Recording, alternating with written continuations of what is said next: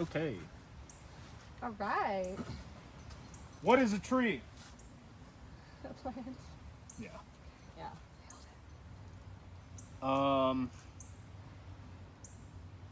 You should take some before footage of the trees too. Yeah. They're already there. 360. Do you want us to? Can you Yeah. see?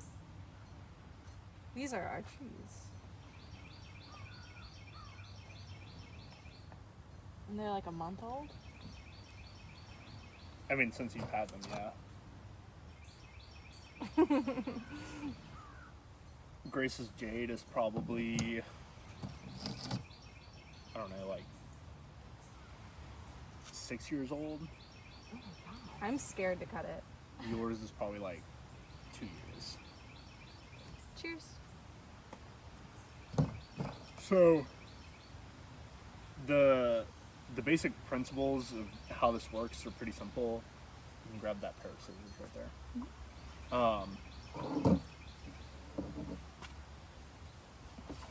Basically, what you're trying to do is build ramification. Because if you look at a tree out in the landscape, you have some sort of like central stem that goes up, splits into some sort of like tertiary, or some sort of split into multiple branches. And then that thing that gives a tree shape is this expansion into multiple branches, from going from bigger to smaller to smaller to smaller to smaller.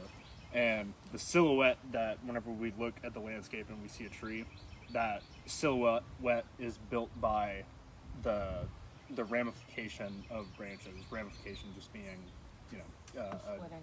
yeah. So the basic process is taking something that grows like this. This is a pretty young shoot off of the crepe myrtles, and you have the central elongating shoot that, as it's growing, breaks off into these little shoots. So what you're trying to do is maximize the amount of movement, because what we're really looking at whenever we're thinking about like what makes a tree is movement. You very rarely see a tree that's just like straight and all of the branches that come off of it are straight and they're straight and they're straight all the way out to straight fingers. That just looks weird. And there's some aesthetic principles about that we can talk about, but the goal in trimming, or not just trimming, directionally shaping this thing so it has some sort of movement and a little bit more of an advanced technique besides what is called clip and grow, which is just you clip it, it grows out, you clip it, it grows out, clip it, it grows out. You can wire things, which is, we have a little bit of wire here to demonstrate that a bit. You can change the angle of one of these branches. So right now this is completely straight, but if you apply wire, you can bend it into some sort of shape that adds interest, and you can do that a lot quicker. You can develop movement, as it's generally referred to, some sort of like line movement, relatively quickly with the application of wire, but wire isn't strictly necessary. So in Japan, the use of wire was like a pretty big development in the art form, where in China, although like now it's a little bit different, they have all of the resources necessary to be able to do whatever they want to do, but in China, at least traditionally, where the art form originated, wire, at least the wire extrusion process for these different metals hadn't existed yet. So basically everything that they did was clip and grow. So it's completely possible to build a tree that like is aesthetically beautiful and like has its own merits as a tree without the use of wire. Wire just expedites, expedites the process. That's what I'm thinking about. Expedites the process. So Is it?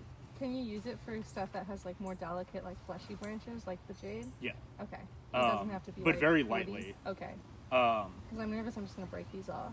yeah, so we don't have to apply wire on any of these things. Okay. Especially now, these trees are so like early in their development that most of what we're going to be doing is making structural decisions to try to figure out like that central trunk, which branches do you want, where do you want them to go, which ones make the most sense, and like how do you want it to develop in the future. So I talked about this like process that we're going to start off with is vision. So like not what it's going to look like at the end of this, but what it's going to look like 5 years into the future, 10 years into the future, whatever. So I think the perfect first step for this little lesson would be to talk about like, what do you think a tree is, what makes a tree, and what do you like appreciate whenever like you're going on a hike or like you're driving through wherever and you see a tree and you're like, that's a cool tree, that's a cool tree. I think I like the like difference between the like really gnarly trunk compared to like the tapered branches, and how some like a really big tree has such a dramatic decrease in width from that trunk to like the ends, like big trees. Yeah. Yeah, I guess similarly. Like I feel like I like to touch everything. You know, I feel like trees, Texture. the texture is really interesting. It's weird because I feel like when I look at bonsai, like especially mine is kind of creeping, and I like that. But it almost feels less like a tree and more like sculptural to me, but in a way to like encapsulate natural texture in like a contained form. I don't know if that makes sense. Okay. So I think traditionally the idea coming out of Japan was that you want to bring nature as Japan developed into an urbanized society instead of a bunch of different disparate villages. There was a lack of connection to nature. So the traditional idea is like, I'm going to take what I see out in nature, condense it, and then through like Japanese culture being very like formalized into a structure that developed into its own design language. So the idea that we have, that Americans were introduced to in like the early 1900s, was that like this is what a bonsai is, not necessarily like what the characterization of nature in miniature would be. We can talk about the problematic idea of nature, but So it was. We don't need to get into the natural environment and the built environment. Yeah. That's another video. Was the development of bonsai in Japan, so it was influenced by industrialization, was that happening around the same time as like the Western Romantic movement? So bonsai has existed, it goes back like 2,000 years or so in China. That was brought to Japan through like whatever sort of trade was going on during that time. But what? I didn't know China did it first. Yeah, so pinjing is the original, and then bonsai is like the translation Yeah. from that. Bonsai just means tree in tray. So like literally point. And anything. it's about to be. Yeah, Let's exactly. go. So that happened like way back in the day. I don't exactly remember when that But pre like Western industrial. Oh yeah, like way revolution. before Okay. Meiji Restoration. So the 1868. Sure. Okay. And the hyper formalized thing was always something that existed in Japanese culture, because this idea of animism and that like material has meaning. So whether that's like wood that you're working with, or like a piece of metal, or literally anything, like material has a soul. It has like a purpose of being, and that developed out of being like a relatively small island nation with very few natural resources that they had to preserve. So kind of bringing that closer to home, like the untouched versus the touched, and trying to like eliminate the human hand while also like embedding that perspective into the material that you're working with. So this transcends like all art forms in Japan, even modern day like anime, like modern Japanese movies, everything. This is a central theme in like most things. Evanescence and form. The idea that things are always changing and nothing is permanent. So like, why exist and why live? Why not just kill ourselves? And the idea that like the only purpose for living is that there is a true form. So taking these like this natural chaotic thing, like tsunamis, earthquakes, everything can disappear, but there's like a right way to do things, is kind of how the idea, that's where the art form came to the United States. So that was something that took a long time to develop, not develop out of, but to develop something distinct from this thing that had developed in Japan for like 1,000 years. So, where was I going with that? There's a few different like camps of thinking. So the basics of it, that idea of like seeing what you see out in nature and then confining that or like appropriating that, doing something that like makes sense in this containerized environment that you can develop for whatever, to try to like take that idea of something that you see and put it into something that you can hold.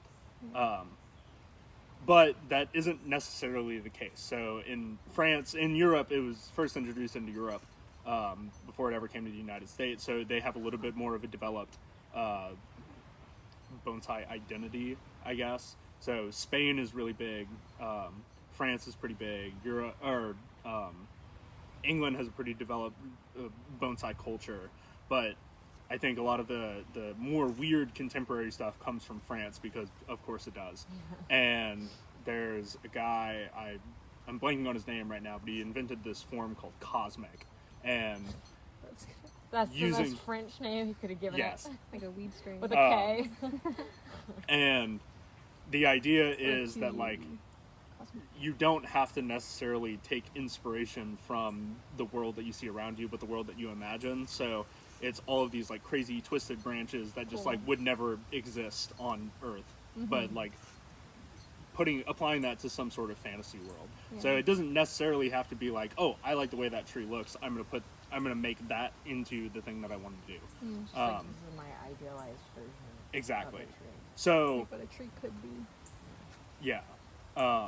And that idea, the reason why that works is an understanding of horticulture and plant physiology that allows us to manipulate this material that we're working with, just like if we were working with wood, if we were working with like silver, we were silversmithing, or like there's different attributes to whatever sort of material you're working with, and you just have to understand the mechanism under which that operates to be able to like do the thing that you want to do. So that's the basics of how this works. We need to figure out how this works in order to do the thing that we envision in our head. So starting with the idea of vision, we have to kind of plan out what you want this to be and kind of what your idea of, you know, the little piece of your imagination or whatever vision or whatever landscape you have in your head where this thing exists. We have to condense that into something that's possible. So, I'm trying to think. I feel like I should draw, I need like a piece of paper. We can get a piece of paper. To draw it. And there's debate about whether a piece of paper and drawing out your idea is a good idea, because the other thing that's funny about this art form is that you can plan. It's not like a painting where you're working with a living thing. You can draw it out and you can plan it out, and you know, like, I need to paint blue over this thing, or I need to do X, Y, and Z. You need to think about that, and you need to have an idea of where you want to go. But the tree is going to do what tree do. So it's constantly observing this thing, figuring out what it's doing and what needs to be done in the future to like this never-ending unobtainable goal of what's going to happen. It's interesting to me because I real I've been thinking about like what I think about when I'm in nature with trees, and I feel like I grew up in an area that's mostly pine trees, right? And they're so straight. Yeah. But that's not when I like close my eyes and think about like figurative representations of nature, right? Yeah. Whether they're visual or written, like it is the more like curvy, like, oh, leaves are bursting out and there's movement, Yeah. right?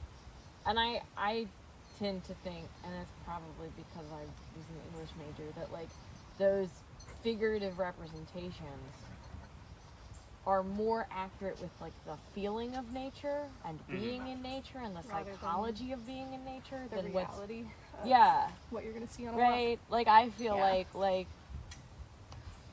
No, when I close Van my Gogh, eyes. or like the if we want to keep it Eastern, right?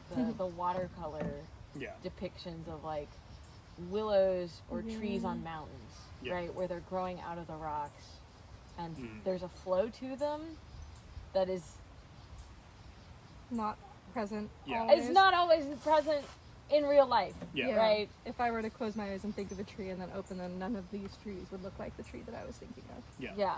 So what's happening in the United States right now, for the most part, or I guess like generally, is this reckoning between this Japanese quote formal style and what is American bonsai or bonsai in the Americas, and what's hard to quantify is that because Japan is a small island nation, or relative, it's like the size of California, is that there are pretty much no old growth.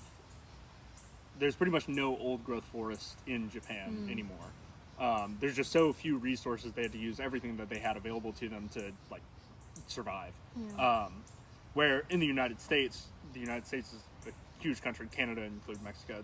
There's old growth all over the Americas that we have access to, that these like true Inspiration. quote natural forms where what's happening right now is we have all of these tools and these concepts and things that have like made the art possible coming out of Japan, that their version or their aesthetic has developed over observing the trees that they have. So we have like these twisty, curvy trunks that come out of the mountains, and like that's where a lot of the good material was collected, like back in the 80s, and like those things no longer exist out in the environment.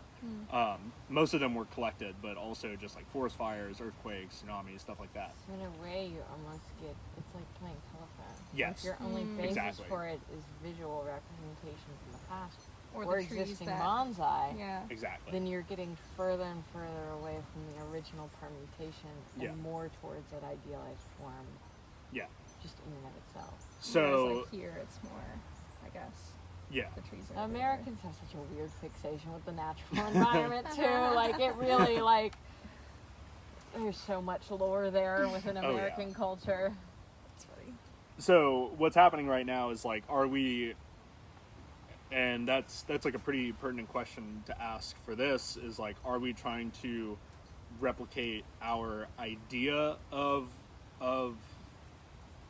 what is like natural, or are we taking inspiration from the landscape and these old growth forests? We have the oldest trees, the largest trees, the tallest trees in the world. So like, we have a lot of we're the best. So we have a lot of like inspiration to pull from. So are we trying to do that, or are we trying to do something Like an completely different? idealized, yeah. Which is fair, and that's like an artistic conversation to have. But that's where we sort of branch off into like two different paths that we can take for whatever's going on. Your tree is from, I'm trying to think, It's a plum. a natal a plum. natal I plum. think that's Southeast Portulacara afra Yeah. is from South Africa. So we can take inspiration from those native environments. We can appropriate these species to represent something that we see in the United States or what's around us, or we can completely disregard all that and think about what these trees are giving us as far as like design language and where we can go from these, and then build something completely. You can make this tree look like an oak. You can make this tree look like a cascading juniper out in Wyoming. Like there's a lot of different options. It doesn't have to be species specific. That's the way I like to work. But there's really no reason why that needs to exist. As long as the horticultural practices are right and the trees grow and they survive, you can do literally whatever the hell you want. So Scary. I can go get some paper if you guys want to sketch something out, and then I can kind of walk you through the like design project, what should be quote like permanent or what are like non-negotiables. Both of these trees are really young, so you could cut them back to literally something that's an inch tall, and then Start over. that's what you have. You start over. Yeah. Or we can kind of work with what we have and figure out what's important to you as far as looking into these things, and we'll go into a little bit more detail about like the specifics of what's going on in there and things to look for, and build it out from there. So I love it. I don't know if I want to sketch mine. I feel like I'm gonna get in my head That's funny. this paper version. Like Yeah. I'd rather Yeah. like look at it and be like, I think this one, and this one need to go. yeah, I think I want to sketch like a shape. Yeah. but Yeah, not, yeah, like, yeah. Yeah. Specific branches. definitely. Okay. I should delete it anyways. Oh yeah, you can just do that. Well, I deleted it anyways if you wanted to. No, it's Well, if there's at any point anything. yeah.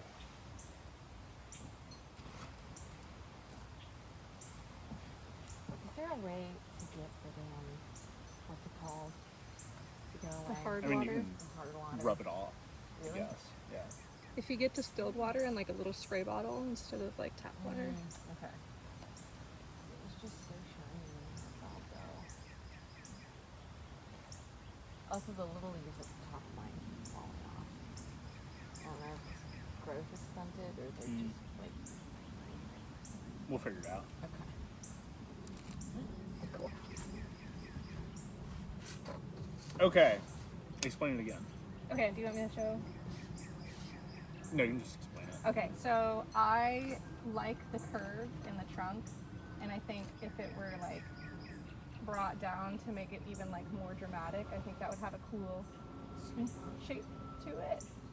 And I like having it like this. I think having branches that mainly go like that would be cool.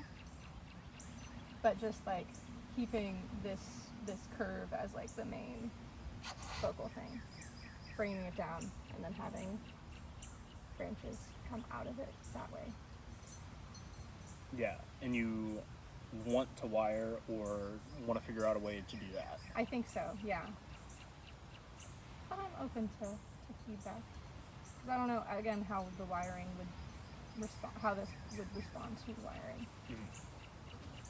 And your thoughts? So about hers?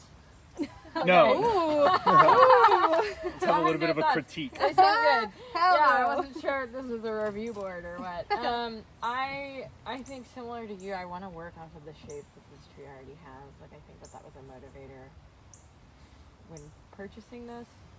I also don't have. So I think I'd prefer to do just cut and grow. I think the biggest obstacle I have with mine in terms of like making it a tree in miniature is that my leaves are so big, which is awesome, but I think it means I'm going to have to clear out a lot of individual leaves more than anything. So I'm going to, ideally I want to clear out the ones on the base, right, to make it look more trunk-like. And then I really like this flow, but I think that I'm going to need, in order to create balance better, I'm going to need to sort of take different ones out at tiers. So like this is a really strong one, so I think I would need to take out this so that I have this one here to keep that flow. I think I need to thin out these leaves in between. My biggest difficulty is the woody part comes out towards me. So like if you're facing Grace's direction, it comes out to the left. But this one looks taller than me. And I don't know if I want to redirect it to go that way or if I want to keep the natural curve. Grace had suggested somehow getting it to sort of twist down almost, which would then eliminate these two being in competition with each other. But I know that's going to take wire. And I will not have wire at my house. We could send you with That's some. fair. So I think probably the easiest way to begin talking about this design concept is that there's three. Mine doesn't go. Get that out of there. Okay. Sorry. There's like three different non-negotiable, or not non-negotiables, but there's three different considerations whenever you're thinking about how you're going to design a tree. And this comes down to like the concept of a front. There's a way that you design this that is meant to be viewed from. And kind of deciding on that front, these three concepts are a base, a line, or movement, or branch placing, or branch placement. And that kind of depends on how young your tree is, how the horticultural elements allow you to like manipulate that. But basically, if you think about a large tree, and I'm just going to do something, it's called a formal upright. And that's kind of the easiest way to think about this, is that this base in Japanese is called nabari, and that is your root flare. So if you look at this tree right here, it doesn't have the greatest root or the best like example of it, but you can see at that base it kind of goes out and then tapers in to, you know, what becomes the trunk. Like your cypress. Exactly. This is called the tukagari or tukanagari. That's just the space between your root flare, which is kind of like an arbitrary line. Like no one really knows what that is. It's kind of dependent on the tree. Visual. And to your first branch. And I lied, this is not a formal upright because I'm drawing this upside down, but so theoretically you're looking for the front that has the greatest root flare, and this is an aesthetic choice. Like traditionally what you're trying to do is present the most amount of age possible, because like the older a tree is, the more what story it has to tell. Mine doesn't have any flare. We're going to look at that, Okay. which is going to be our first operation. Okay. But in the case of a formal upright, the interest in line comes from the lack of movement. So like this would be perfectly straight. But if you're looking at something like this, there's taper from the largest bit all the way up to the top. Yeah. And then if you're looking at branch placement, which I actually drew this is not great branch placement. I mean, I think it's That's impressive fine. you're drawing it upside down. So this is a horticultural concept, but what John Naka wrote about whenever he was trying to explain this art form to an American audience is that there's a pretty simple formula to be able to do this. You've got your first defining branch, your main branch, which is going to be your thickest, because theoretically it's the oldest on an old tree. Then your second branch is going to be opposite from that, like shmya. Then your third branch is a depth defining branch. That's what shows you that this is a 3D art form instead of just being like a stick figure man that's like that. So your third branch would come out somewhere back here, and once these fill out through the pruning process, you get ramification even more so, and you get relatively defined pads. pads. So if you just had pads like this going like that, it would just be kind of like a 2D figure of what a tree could be. So Okay. this back branch defines There's depth. something going on back there. Yeah. And then there's supposed to be a certain amount of space between the bottom and the first branch that blocks the view of the trunk. Oh, interesting. Because whenever you look at a tree, it's very rare that you see Like the the definition in the top of the canopy. It kind of disappears whenever you get up there. Right. And this is more, there's different viewing distances. There's whenever you're really close to something, you can look up and you can see all of the branches. So if you're wanting to design something that looks like a tree that you're very close to, you open this structure up more so you can see more of the branches. Where if it's something far away, you want this to be completely, Like covered up. for the most part, Obscured. yeah. Cool. That way it looks like something that you're looking at from far away. So how would that translate to a, forgive the term, swoopy tree without like a straight up and down base, like kind of what we were talking about? A cascade, Yeah. something that, Because like you were saying, like first limb, second limb, and then like one probably that yeah. makes depth. If the tree went like this, would the trunk kind of take the place of that second limb? So with a cascade, I said this was the defining branch. That's Yeah. what defines, besides the trunk, that's what defines the overall design language of what you're trying to do. So if there's a really strong branch that you want to dip down, Yeah. you need something to counterbalance that. Otherwise, the design seems off balance. Yeah. And you want the tree, I guess, like, you want it to look stable. You don't want it to look like it's actively falling off a cliff. You want it to look like it survived falling off of a cliff. Right. So you have that defining branch, and even though that defining branch, which would be like analogous to this one, It needs It to might be- counterbalance the weight of the actual line. yes. So this would be, let's say this is your cascading branch right here. Yeah. This is your main trunk. I'll draw that right there. Yeah. So you want the first one to go out that way? So this is your first branch, and that becomes a pad, and you can drop branches lower So okay. Okay. if you want. But Cool. this is not the apex of the tree. This is not the top of the tree. Right. Even though this is The point. This is the point. What you really want to do is take one of these smaller branches. So, for an example, like we want to, if we were to bend this trunk completely over to where we wanted it to hang down, Yeah. this branch right here at the very top would Yeah. become your The apex. apex. Whatever happens at the point of transition between going up and then bending down, you want something right here to become your new apex.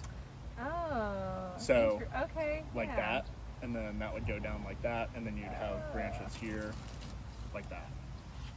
Oh, cool. Okay, Yeah. that makes sense. So this idea of like the top of the tree is kind of arbitrary, because right now on your tree, this is the apex, But if I but brought it down, there's no like determining factor that you couldn't cut this entire trunk off, and then this would be your new apex. Right. This is where the tree would like dedicate energy to.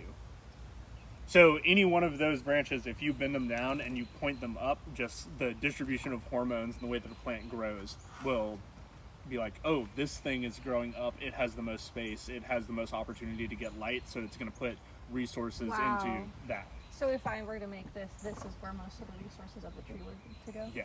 Okay. And there are species specific things that kind of change the dynamic of that. That like some trees, because this has like more foliage, there's just more leaf mass out there, it'll always dedicate more resources to that. She's a frog. I'm gonna untangle her a little bit. That's probably also the problem. I think I know where I need to make the first cut. I think I need to get rid of this little guy because it already has a really strong woody base, Mm-hmm. and I think this is blocking that. So I think I need to pull all the leaves off and then cut the green part. So that's something we're going to get into like right after this, because this is a good like transition between design concept and what actually needs to be done. So what we're really going to do is, before we make any like cutting decisions, we've got to establish best base, best movement, best taper. Okay. And the only way to do that, because this is nursery stock material, stuff that was growing from, most likely these were grown from cuttings. Actually, I'm like 95% sure that they were grown from cuttings. But the way that the nursery process works is that this thing was stuck probably this far into the soil. So you're looking at the So we base need of to the pull trunk it out? up here. We need to find Oh. where the roots actually are. So we gotta repot it. We're not gonna repot yet. No. No, like we're gonna repot today. Oh, but okay, never mind. which like this isn't the best time to do it, but it's fine. We'll be smart about it.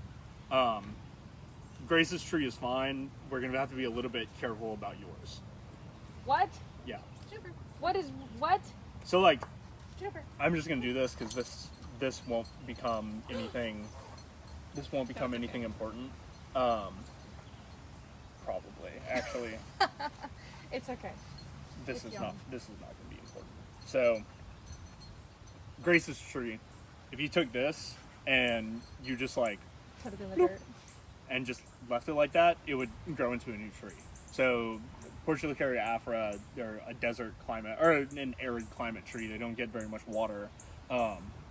They'll sprout from nothing. Nothing. So whenever Grace repots this, we're not gonna water it for a while until it starts showing new signs of growth, or until the soil completely dries out. So we need to not water this until the soil completely dries out, and then we water it, because it's fleshy, it's a succulent.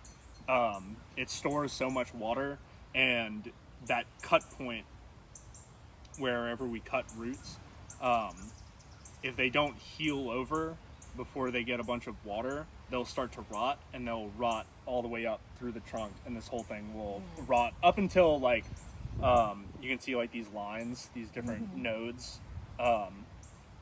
It'll rot all the way up to one of those, and then you can cut it off at that, and then you can plant that as a cutting, and it'll be fine. So like no matter what happens, this thing is almost certainly going to live. That's great.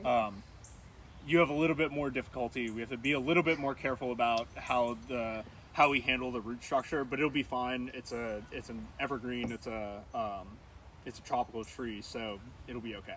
Colin, we both kind of chose weird trees for bonsai. What would you recommend if somebody were like getting into bonsai seriously and wanted a tree that designing it for the unkillable. first time would be the most educational for like the practice of bonsai? Yes. Really? Yeah. Even though it's fleshy Yeah. and a succulent and not Yeah. really tree? It's damn near impossible to kill. It has a very predictable growth habit, and And do you think it like teaches you the things that would be most applicable to? 'Cause Oh, I- 100%. Okay. Yeah. Okay. Good to know. For those watching at home. Portulacaria Go get one. PA. Yeah, there's just like so much that you can do with this. It's a little bit of a struggle to wire. You have to be a little bit more careful, especially whenever these branches get a little bit more lignified, like more woody. They tend to break, and that's a little scary. But like this newer growth, you can do some crazy stuff with it. You can bend it, like, go whoa. completely Snap it around, off. but you can also plant it. My heart. You can do a lot with them. Yeah. And the cool thing is, even if you break it, where with another, like I just did, if you break a branch on like any one of my other trees, Yeah. like It'll probably it's a struggle for it to survive. And depending on where you break it on like older branches, like if I broke that juniper, if I broke it on a spot on the branch where there weren't green leaves, it would just be a dead branch. Where with this, you can see exactly where it broke was where it's going to split into multiple. And we're going to be pruning past this anyway, so it doesn't really matter. But this will, they very consistently break at a node. So there will always, or most likely, be branches that can take the place of where it is. That being said, it did just break. So you have to be a little bit more careful with how you apply wire and where you do that. Okay. With that, there's nuances to bending things, and that is not how you bend things. The way just that like you just did it. wiggling it around. There's like technique to applying pressure to certain different areas, but Scary. we'll go into that a little bit. So I think now might be a half decent time to go into like an example. I'm gonna use this one for wiring. This one has a little bit more branching, so we'll do that. And this is a good spot to look at.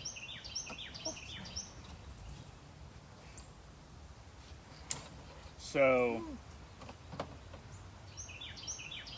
now we're going to get into a little bit more horticulture. Break some of this off.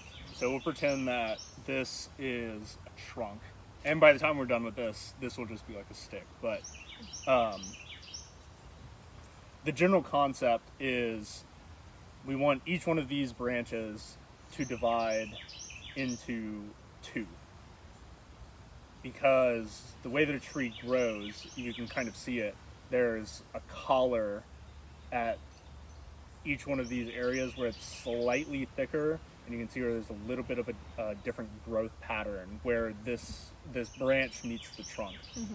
So as these branches develop, those areas thicken because they need to transport resources to each one of those branches. So over time, this area, and there's 4 branches coming out of this area, and you can already kind of see it, where it's...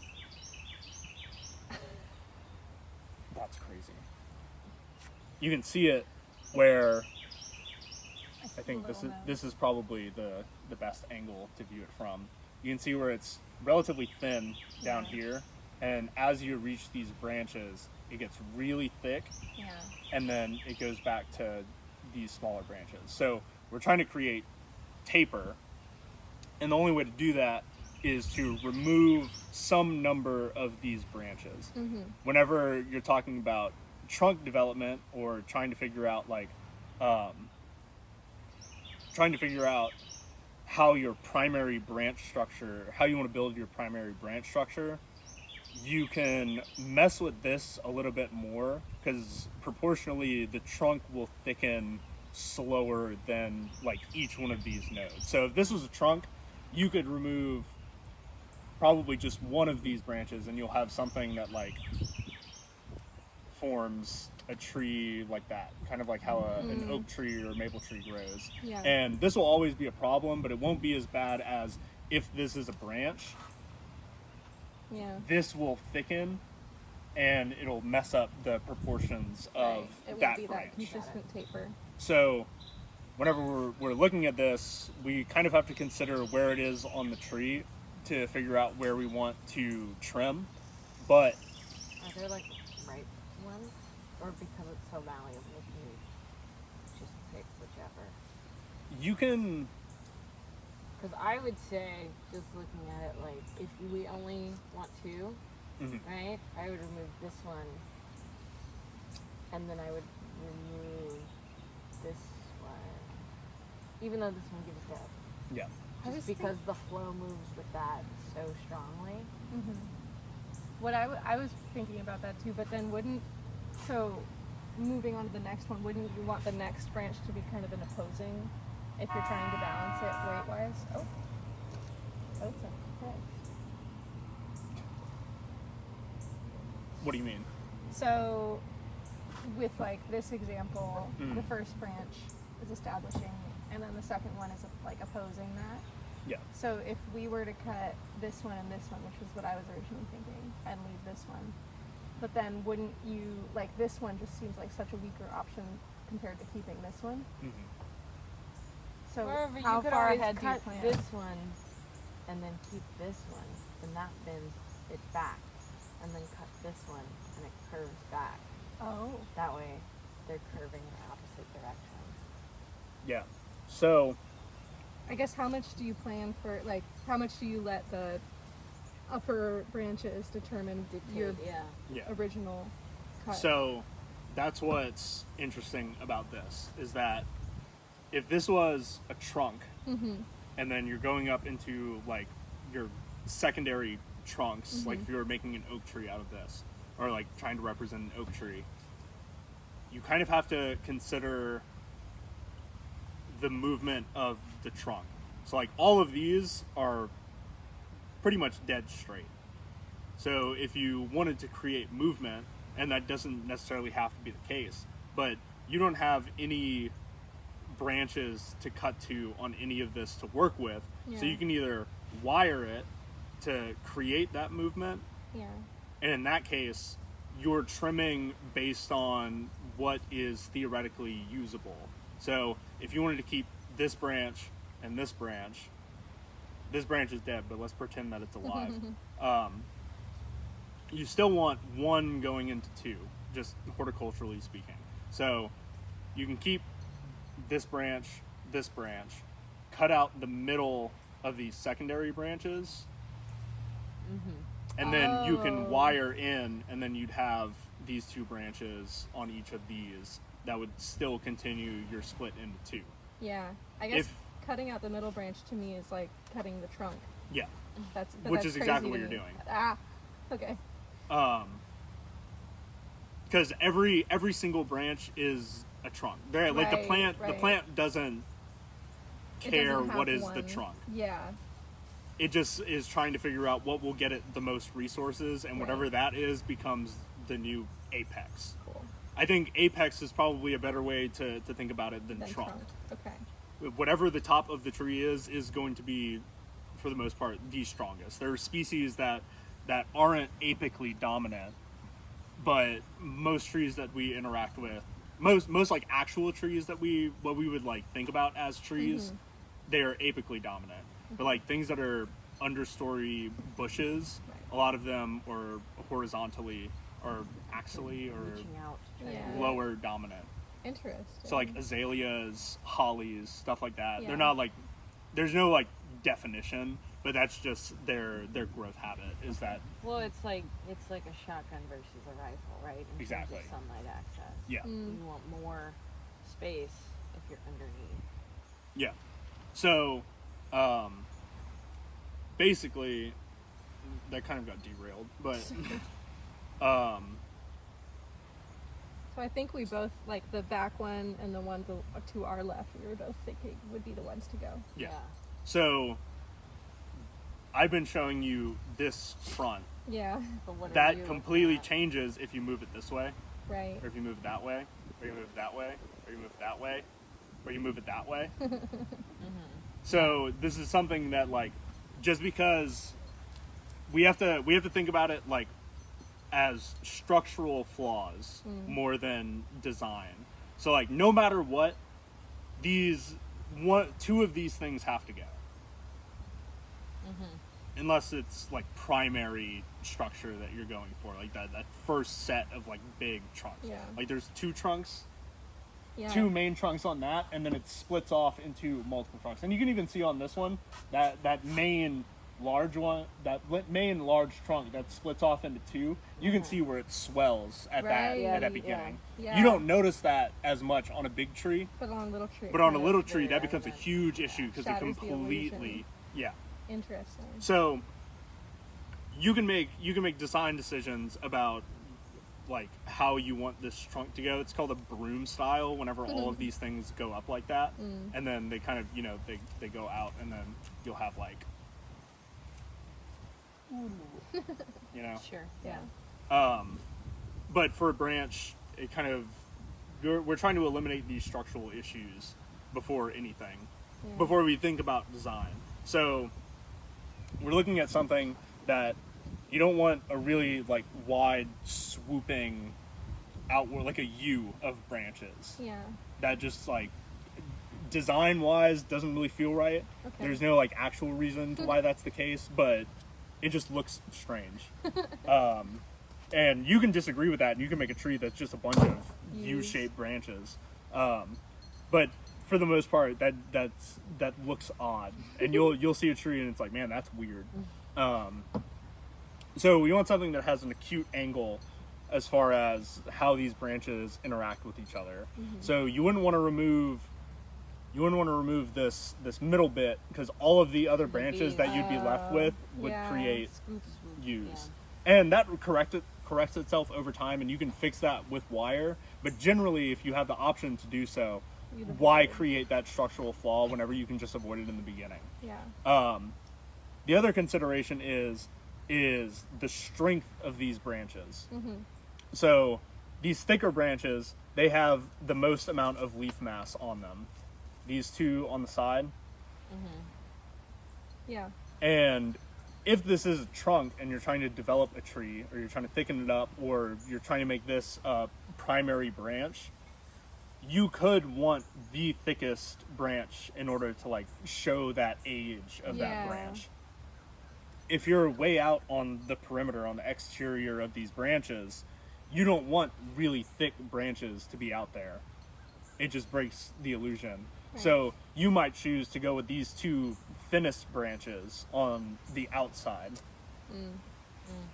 So I'm gonna pretend that this is a trunk, and that the front is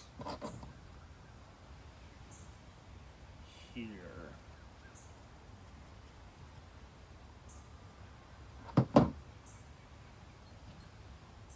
Okay. So directly even with that. Yeah. And I would say, in terms of movement, I would go take that one off, take that one off. And then now from this front, you have a branch that's coming slightly towards you. Yeah. And then this main trunk is still growing straight up. From there, oh, he's very pretty, a little wasp. Sorry. Little wasp. From there, if I was in development, or if I was trying to like get the rest of this secondary structure, I would go ahead. There's not really anything important that's going on up here. There's no like really fine branch structure that like makes any one of these pieces have more merit than the other. Like technically this middle piece on this back branch, you can see that this is really tight going from two and then a bunch of smaller branches. But if I remove the other two, you have a big, long, straight section with no division. So you can fix that again with wiring, but that doesn't really make any sense in this case, because then you would still have something that doesn't have any leaves and it would just be really twisty. And I mean, it depends on the design. In Cosmic Style, that's kind of what they do. But same thing with this middle piece. I want those branch divisions being as close to the trunk as possible, so you'd have something like that. Wow. So once you remove those things, you can let it grow, and it will continue to like put a bunch of energy on these tips that haven't been cut. And it may or may not, you can kind of see these old leaf nodes in here. Because of those things, because these big main trunks were cut, these may start budding out. Oh. But I mean, you can go, the harder you prune it back, as long as the tree is healthy, it will bud back into those things. That's kind of dependent on the species as well. Like some just don't bud back if you don't have any leaves. And so you're trimming above the bottommost leaves. Yes. Okay. Just to have some sort of photosynthetic material. Yeah. This and that. And you can do that. And if this is a bigger tree, like this would be a good start to ramification. You've got, you kind of want to break it up into thirds. Not bad, but there's nothing counterbalancing those on this side. So, yes, but what you can do is you could have this main branch, you put that, or this secondary branch, put that up, put that down, and you're kind of banking. I mean, this is only there's only 4 like tips on this, so without a lot of ramification, it's hard to demonstrate what it would look like. But assuming that this would bud back, which is how you end up with like a stick in a pot, is we're banking on the fact that this will back bud. It'll produce buds further back that will grow into branches. So you could have this as an apex of this secondary trunk. This one can move forward, this one can move backwards, and you're hoping for something to counterbalance on this side. But even if you wanted to counterbalance, given the material that we started with, there was just nothing on that side.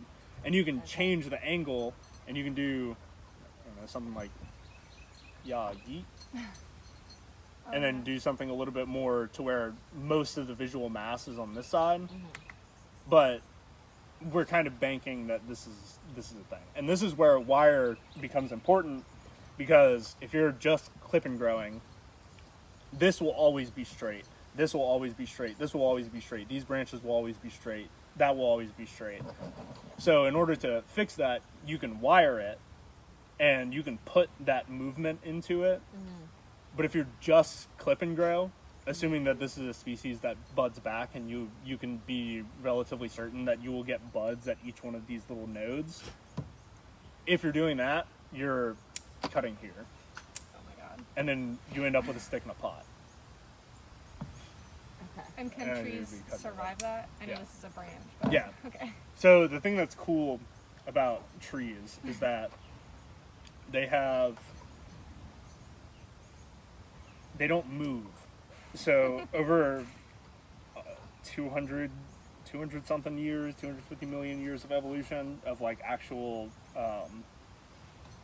like seed producing trees, they've had to come up with a lot of ways to be able to survive traumatic experiences. So there are lots of mechanisms under which trees survive really, really harsh treatment. And that's why whenever we went to see the Yamaki pine, the natural lifespan of a Japanese white pine is 200 something years, and the Yamaki pine has doubled that life expectancy. So even though it's been trimmed back, it's been kept in this confined container, it's had water, nutrients, sunlight for that entire time. So we are dwarfing a tree. We are constricting it. We are doing evil things to it. But a bristlecone pine, over like the 10,000 years that it's been alive, like it's gone through droughts that have lasted 100 years or like 50 years or whatever, where it just like has not seen a drip of water, and like probably got to the verge of dying. So that just never happens in this like world that we live in. Oh yeah. So in nature, this would probably kill, or like out in the environment, this would probably kill a tree. But because we're like hyper focused on keeping this tree alive, supplementing it, we're supplementing it. We're giving it the things it needs. And whenever we do these operations, we understand that the tree is in a compromised position. Sure. So, I think that's probably it for branch stuff. Unless anybody has any questions. I don't think so. Yeah, I feel less like I'm going to make a mistake. Like Yeah, Yeah. watching you cut that thing down to a stick Yeah. did make me feel So better. I'm gonna grab this thing real quick. Farm tour. Oh, it looks so good.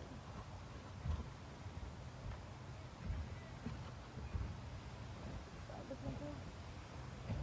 Whoa. Ours is kind of rough today to me. Yeah, it's really windy. Out on the water anyway. Yeah, it's sure nice right here. So I love that. Okay. this tree, hilarious. It's not looking real. People, First of all. Yeah. this is the front.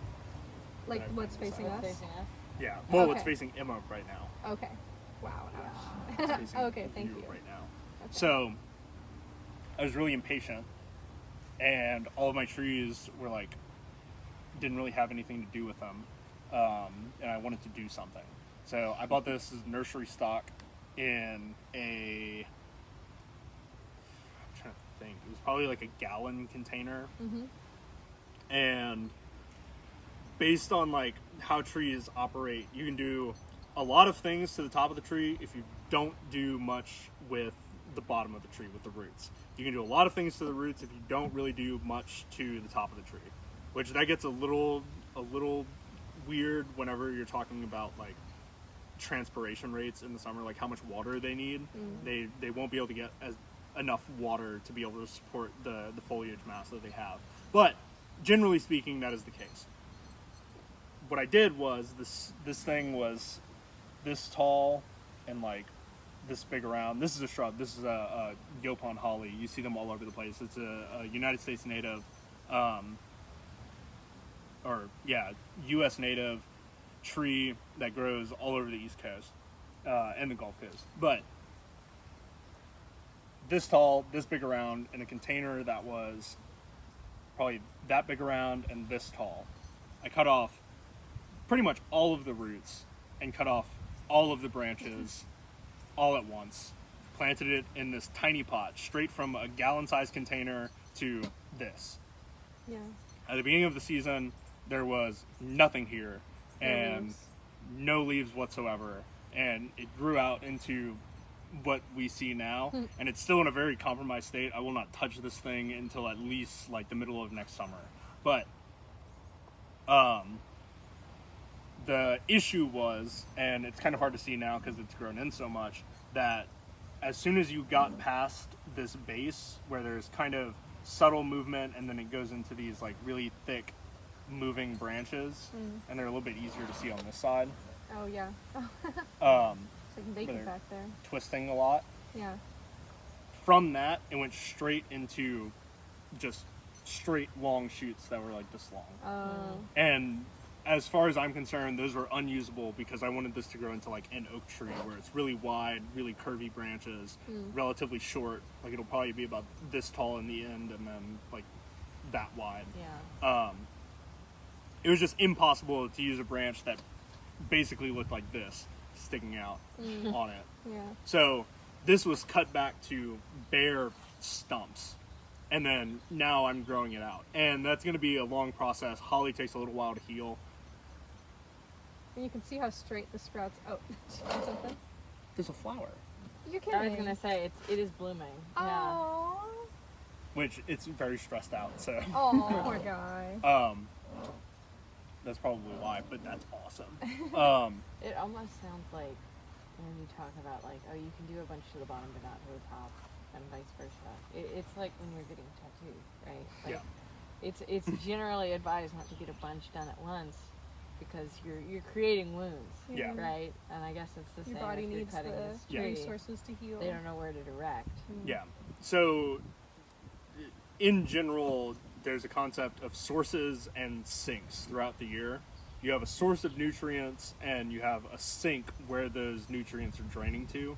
In the summer, the source of those nutrients are at those growing tips, at the leaves, where they're building a bunch of sugars, and the sink is the roots. They're storing all of those roots for the winter. Then in the spring, they're taking those stored nutrients over the winter and sending them back up to the sink, which is the leaves, to grow new leaves and continue like doing the thing that trees do, which is just continuously adding to their mass. Ryan Neal says whenever a tree is growing, it's saying that it has the ability to sustain and add. So whenever you do like really hard work like this, or you do a lot of work like this, for a really long time, this tree was saying, I do not have enough to sustain, I do not have enough to add. And that's kind of like the constant balance. You're trying to balance some aesthetic principle that you're aspiring to, and then the horticultural needs of like keeping this thing alive. So even if you go to like really high-end or like really esteemed nurseries in Japan or Spain or the United States, wherever you're at, they have the trees that are on display, which like I have none of those. Trees that are like specifically meant to be viewed, and then they have trees that are allowed to recover, because pretty much everything that we're doing is going to induce some sort of stress response. And whenever you prepare a tree for show, that is a very stressful process, because you're going in, you're meticulously like pinching out each individual little one of these things, and you're reducing the foliage mass by a lot, and like you might be repotting it, and you're just putting a lot on this tree's table, where in those off years where you're not showing it, so like between shows, it might be like a year or 2 years in between where this tree is showed. They'll have this tree that looks like a perfect bonsai tree, and then they'll just have like a 4-foot long branch coming out the side, and that thickens up that branch, or that thickens up that area of the tree, but that's always meant to be cut off. We call it a sacrifice branch. That is to rebuild that source and sink of sugars. Wow. So there's a backlot on all of these nurseries where it's just like trees that look like crazy. bushes. Yeah. Like they look just like that, where they're like, you can tell that there was a bush there that had a shape, Yeah. and then all of those branches that are coming out. We gotta trim that thing, by the way. Yeah, definitely. Looks crazy. But yeah, so that's what happens if you do a lot. Yeah, there's a chance, but you have to really be locked into what the tree is doing, and if you do stuff like that, you just kind of have to be willing that it probably will die, and if it doesn't, that's just fun. So today we're trimming and we're repotting. Yeah, but Are they gonna be okay? Yeah. So Okay. the thing that's We're not. cool Yeah. about 'Cause these this species, This is a big difference. yes. yeah. And the good thing is that Emma's pot is bigger, yours is a little bit smaller. That's completely fine, because this tree will survive. Okay. Like basically no matter what. You can get away with not removing as much root mass and still fitting it into that pot. Okay. This is going to need a lot more water, so Yeah. basically what we're going to do is we're going to mix the soil that it's in right now with the soil that I have. Yours is going to go straight into the soil that I have. Okay. That drains a lot faster. It won't keep it as wet, because right now with the soil that you have in here, It keeps there's it a little wet. it keeps it very wet, and there's a chance that it could start rotting because it's Outside and the an arid cactus. species. And we're in Virginia. Yeah. So I think I want to choose a front, and then I want you to tell me what you would choose as a front and like defend Yeah. the difference. Yeah, I think that's. yeah. So when we're choosing a front, should we think about the pot that it's going into and how that shape would complement it? Because when we got our pots and our trees, we got them at the same time, and we chose the pots with your guidance, but based on the tree we had. So I've always kind of thought about it with that pot, but I know that trees move pots a lot. So like, how much should the pot we chose influence the front and the shape? I think the tree is, I mean, the pot in the grand scheme of things is the permanent thing. Yeah.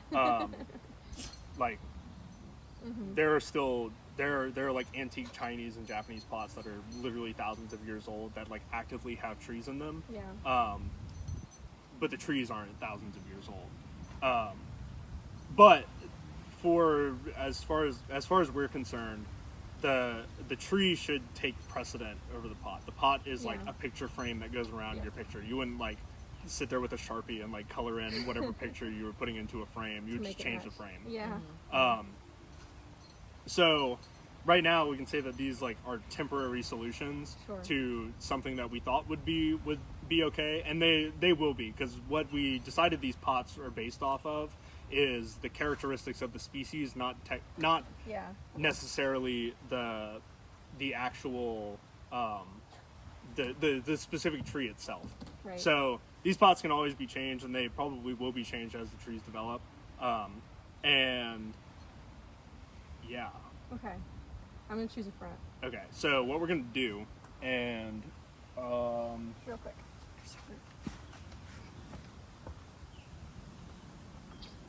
My phone would be out of storage by then. I'm trying to think. We need some sort of tool. I will say I also like don't want to drive at night. Yeah. So We'll get there. yeah. Okay. So what we're gonna do is we're just gonna take these, and we're just gonna like squeeze the pot a little bit I around. use so much less soil than I do. Oh, I don't know. I'll try and take this guy out. Yeah.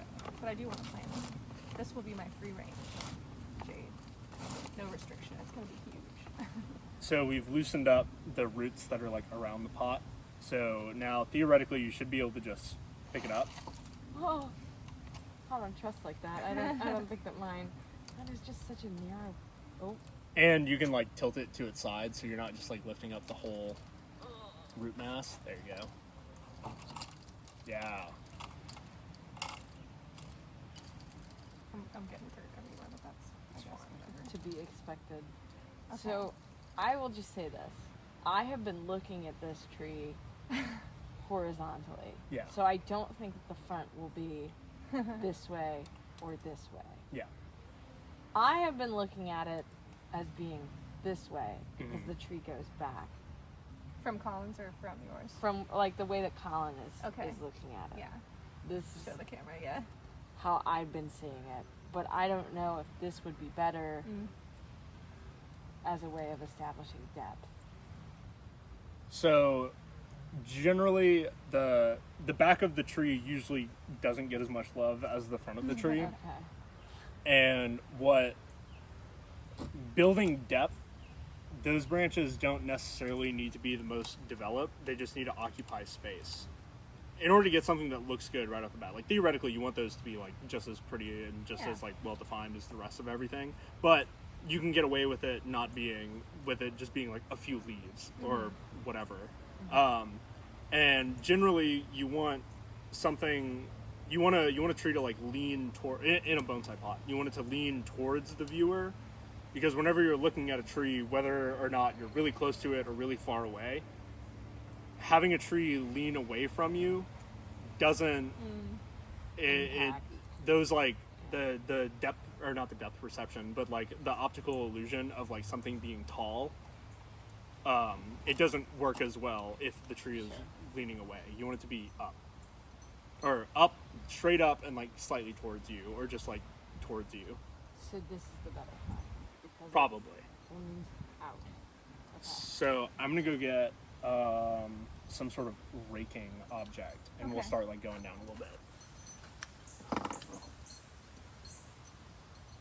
Is there a reason for us having different root growth besides species? I'm assuming yours.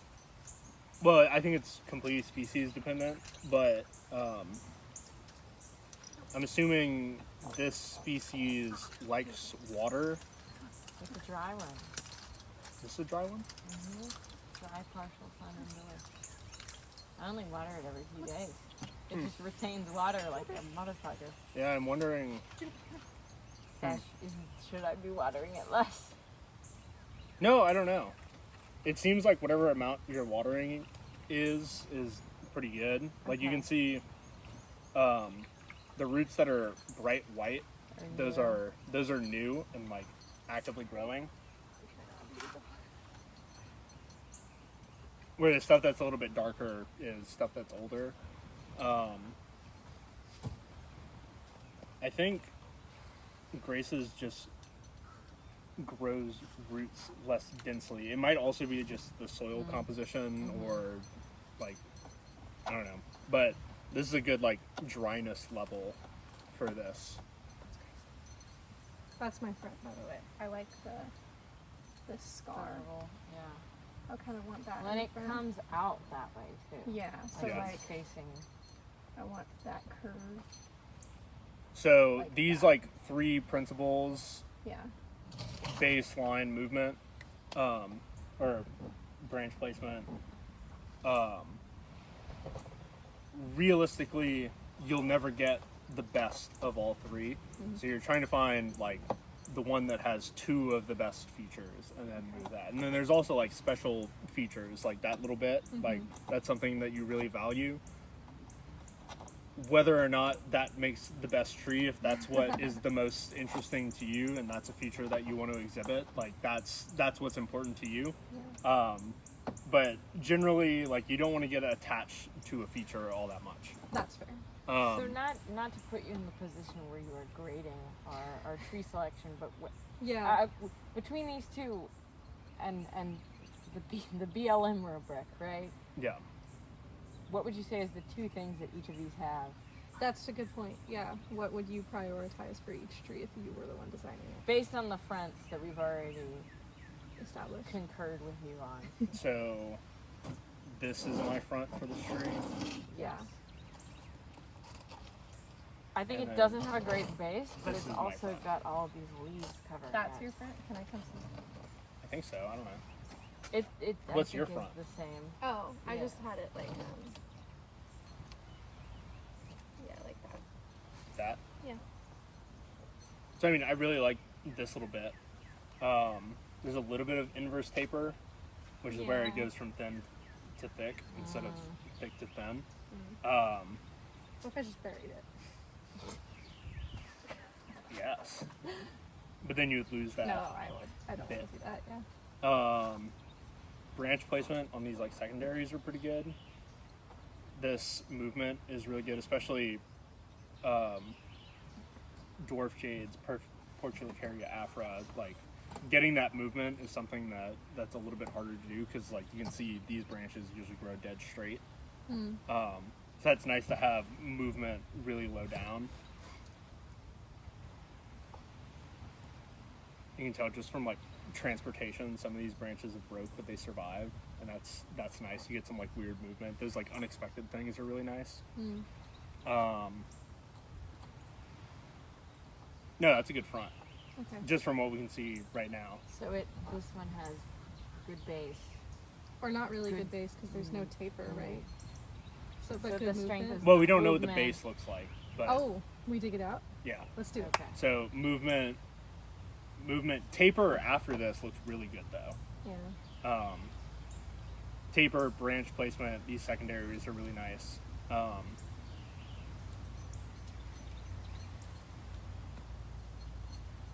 Kind of depends on the angle that you want to pop them, but So what is its like weak point then she would need to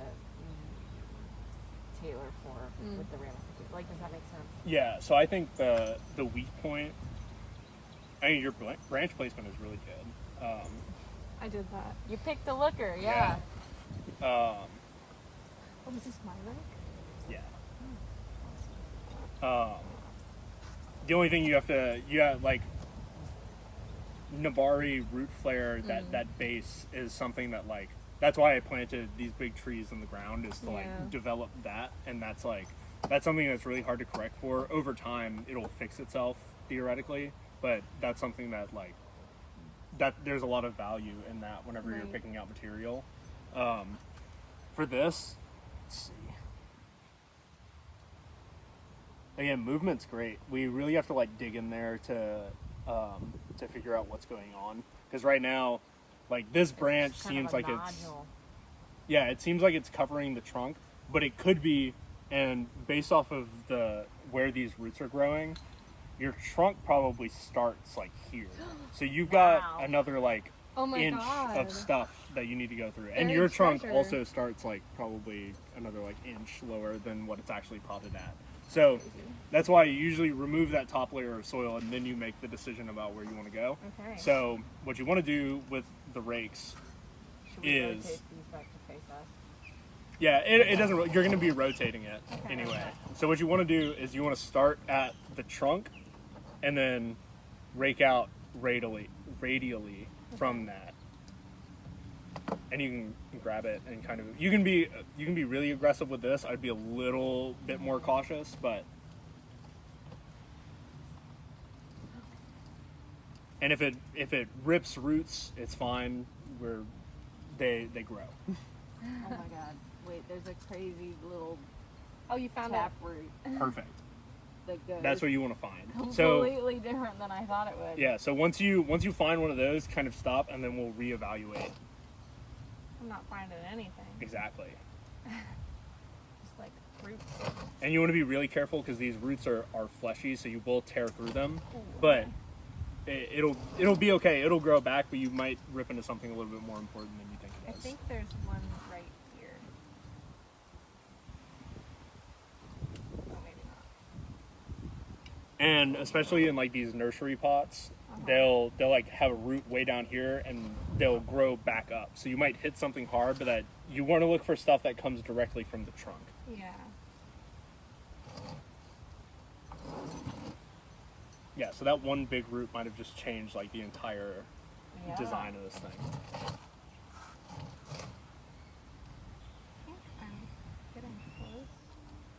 think there's one that comes out right here.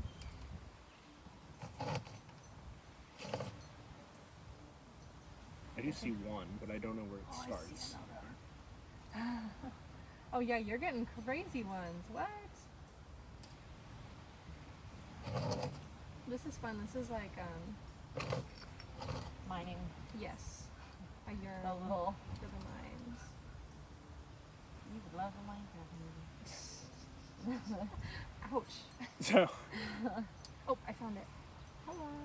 so the other thing is that because these are in nursery plants, you kind of have to make a judgment decision whether or not these first sets of roots that you're finding are the quote base, or if they're just adventitious roots that have come after the original planting. So there might be thicker roots deeper down in here, and because you have a jade and it could really, like, you could cut this off here and grow a whole new root base, it'll be fine.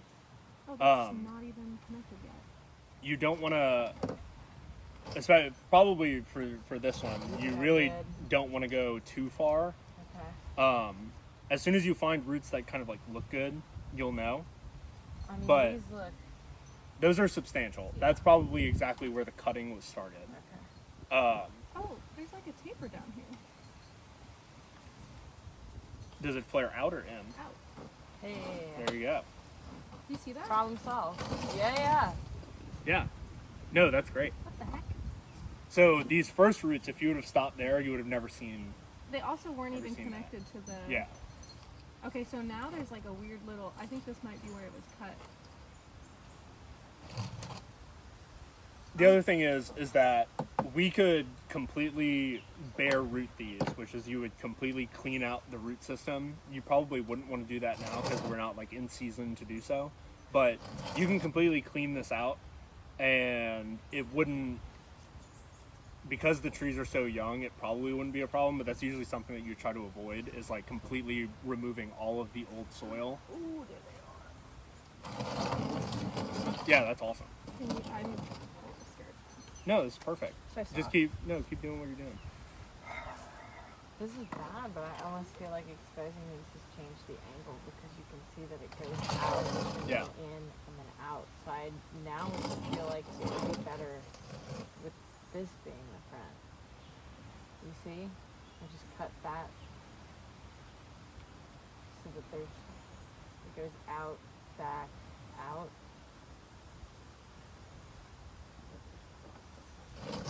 I'm not keeping that.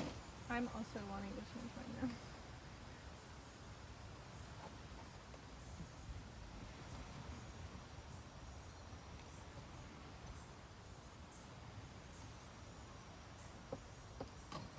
This is what it feels like a dental hygienist uses Ooh, yeah, I'm when digging they're out cleaning black. your teeth.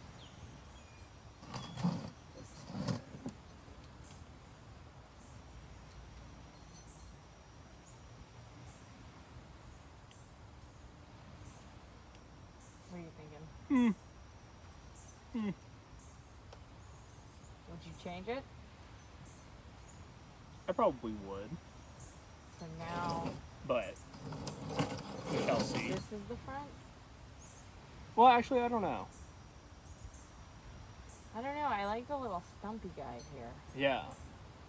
So And over time, that'll heal over and create like a little hollow. maybe we'll keep it this way then. I want this to be.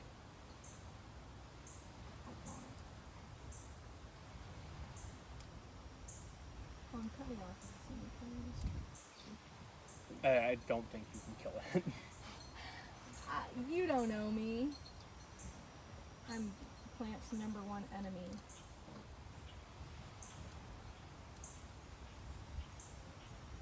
Because this is fun. I want to take all this dirt off. I'm not going to. I'm not going to.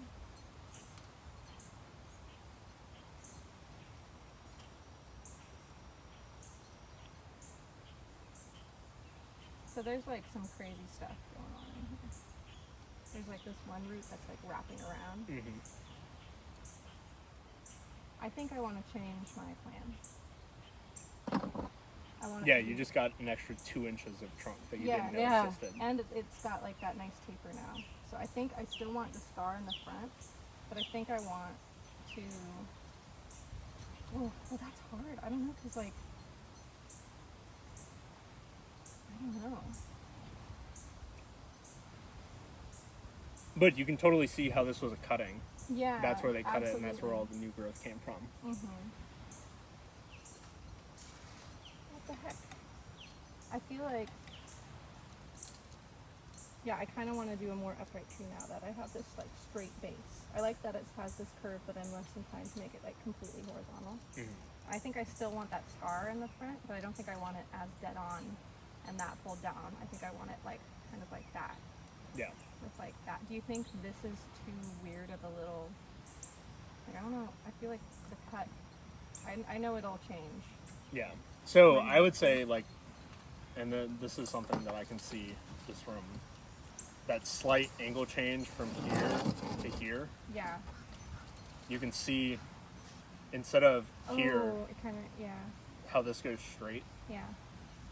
Here, even though it's really subtle, it has a little bit of a curve right there, and then goes in. So it makes sense. Like if you think about how a tree grows and how you see it out in the world, that like this is straight, but not like super straight, and then curves a little bit. Where it'd be really strange to have something that goes dead straight and then boop. Yeah. Because you have to think like it's kind of like nonfiction. We're writing like a short story, and it's really hard to get invested in the world if it's not like there's not some in world clarification of what's going on. So Like instead of like this, I think I want to do it like that. Yeah, that makes sense. so it doesn't really matter like what story you're telling or like what style you're going for, but it has to be believable within the context that you're presenting it. Because like you can't get into Star Wars if like randomly they switch to like medieval times. Yeah. Like it just like is incompatible as The storytelling. world building, yeah. Okay. So that makes sense. And like even having it straight, like that's fine. I feel like you'd have to do more dramatic things to like contextualize that really straightness into something that goes crazy. And then you have to do a lot of like aesthetic decisions and like visual balancing to make sure that that makes sense. But that's the front I would choose. Same. Either that front or the exact opposite of it. So what you're looking at right Yeah. now. Yeah. Just I as feel far like as trunk movement and base. Yeah. I think I like this front better. What's Yeah. facing me right now. Yeah. Okay. Okay. I think I'm at a good place. Cool. So the next thing that we want to do. No, what I don't want to. Oh yeah. There are. Oh. No, it's fine. Put her back. This is a little bit more difficult because it's not as like uniform of A transition. a transition. Like you can see where the cut point was, and then all the roots came out at there. This seems like it grew roots in a little bit more. They grew in different planes. So with this, there's a lot more like angle you can put onto it. You can go something like this. You can change the potting angle of it. Yeah, it's fine. It said I want to be horizontal. So sorry. It's like you changed your mind. How I dare you? know. Now that I've seen you for who you truly are, I'll lean against that. So the thing that is interesting about this is these roots have a lot of character. Like they move in strange directions. Some of them are like crossing over each other, which like could be a problem, or it could be a feature that you want to accentuate. The thing that's confusing is that I'm seeing a lot of like big roots up here, but then on this back side, the side that's facing towards me, I see a there's the really big root right taproot. here, Yeah. and I don't know where that's coming from.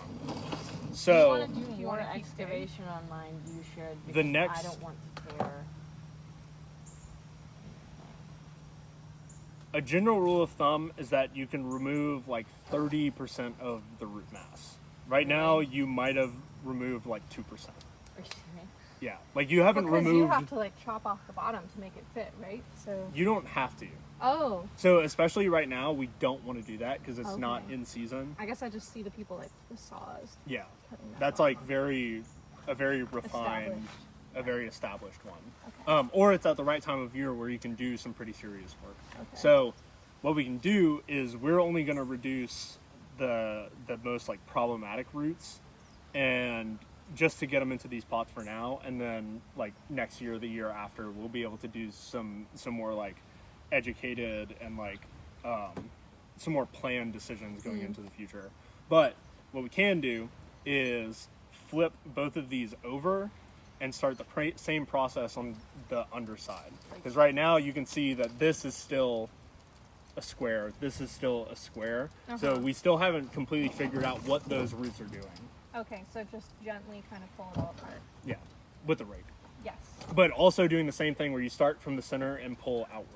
Because you don't want to rip off those roots that are growing outward from the trunk, but the roots that are coming in weird directions, we can sacrifice those. Okay.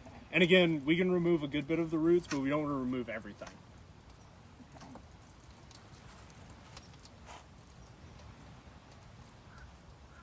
This is also a good season for cutting, and because these trees are for propagating cuttings, so like worst comes to worst, we can plant these as cuttings and Yeah. figure out what to do from there. All the things that I trim, I want to try to plant. Yeah, I think that'd be fun. and they will almost certainly grow. Cool.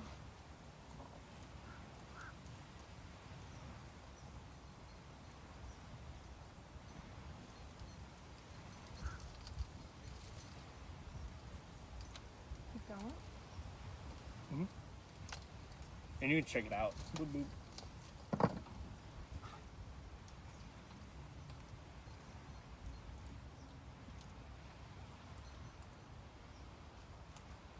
Really likes the shape of the top.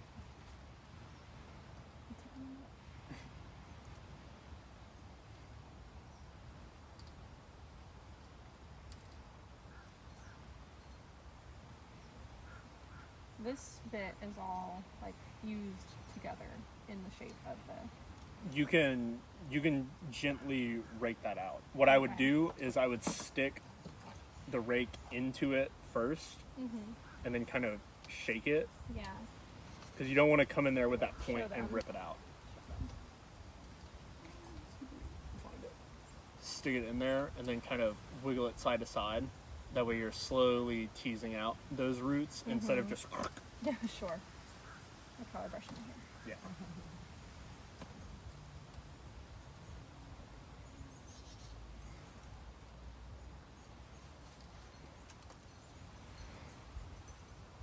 So you can see the difference between the amount of roots that you're getting out, which Yeah. you had, your root system was already like sparser, Yeah. and then versus There's so much. these. Yeah.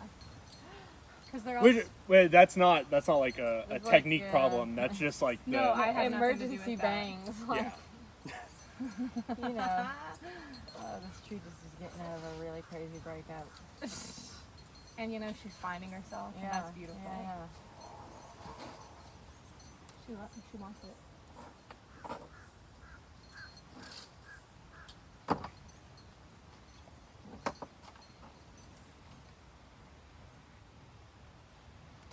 I'm scared to rip it. Whenever I'm planting my veggies, I'm just like, I feel like ripping you stuff. can feel it though. Like, maybe it's because I have so many roots that are so compressed together, but like, they're pretty good at providing that tension back, so you don't. And honestly, like, the tree would be fine if you just completely rip those.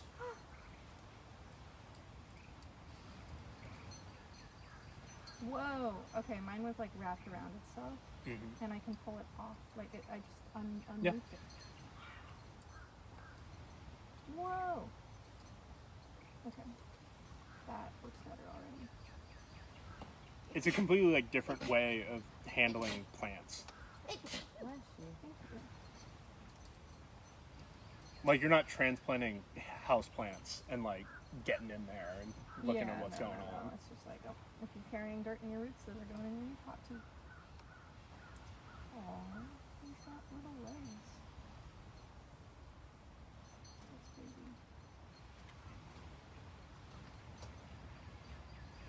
I don't know what's going on in the middle of mine. There's It's like really hard. nothing. Digging for treasure. Yeah. Oh, there's just so much going on the sides of mine. The middle is kind of So a lot of times what happens undefined. is roots don't photosynthesize. They don't have, or they can photosynthesize. They're just not supposed to, Generally, like, whatever. yeah. But everything that happens in the roots is an oxygen requiring process. So pretty much all roots do is respire. They're constantly growing. They're like getting material, getting nutrients. So they need oxygen to survive. And you can see, surface area to volume ratio. yeah, and you can see that in these pots, these nursery pots, the holes are all on the exterior. So in this nursery pot, because the soil holds so much water, that middle part, that middle column It's kind is of an pretty much anopsic. is always going to have water and there's no oxygen there. So these roots generally grow all on the outside. So whenever you're excavating down the middle, there's going to be almost nothing there until you get to where those roots are. No, my middle is also pretty empty. Yeah. And that's also like a byproduct of the way that these things were propagated as cuttings, because those roots always, they're going to go out. That's why we can remove that soil mass there. It looks like there's so much there. You can get underneath that and you can remove probably like 50-60% of the soil mass and not really be touching the roots. Yeah. I feel like, That's pretty good. yeah, I'm gonna stop. Yeah. Okay. And just plop that bad boy right here. Well, and it's okay if your roots dry out. We don't want that to happen to this. But Okay. So if They're this is still like pretty moist. yeah, a they're- bigger yeah. plant, would we want to like spray the roots as we go? Yeah. Okay. And if it was less humid outside, we would want to be spraying Yeah, the roots. I do kind of feel like I'm in a sauna.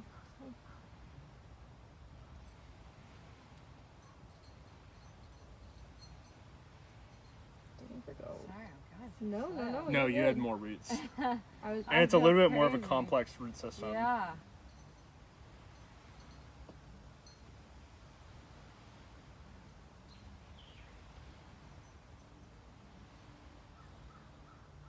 I had a big old piece of mulch at the very bottom, and I punctured it, and I was like, "Oh, I killed it." And then it was nothing. I'm telling you, on that holly, I removed 100% of the leaf mass off of it. And it's not a deciduous plant, so like it's not like it loses its leaves. It's an evergreen. Yeah. It always should have leaves on it. I removed every single leaf off of it, and probably 90% It of the looked foliage dead. mass. I remember that. Yep.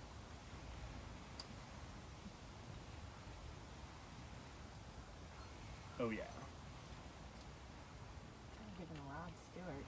It's like 70s hair metal. Ooh, makes me want to thrash.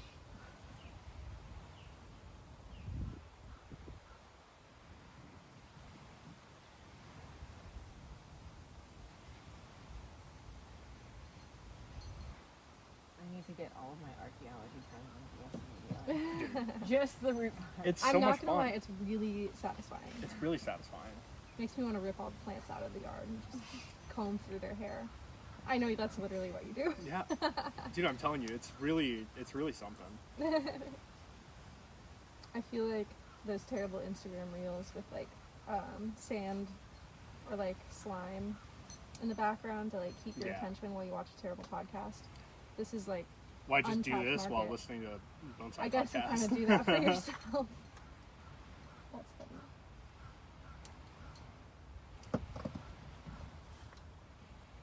But yeah, you can imagine where this gets like really time consuming whenever you're talking about a plant that's like really old or really big. and something that's been in a pot for a really long time. Or 'Cause the again, ground. what? Or the ground. Yeah. Or I guess the ground. The ground's would easier. Be more dispersed. Yeah. That's fair. Like a potted. Yeah. Because like in the ground, they're sending out roots to just get water. They're not like branching out to like occupy every little bit of space. The thing that the bonsai pot does is it constricts the root mass. So what you're trying to do with the roots is exactly what you're trying to do on the top.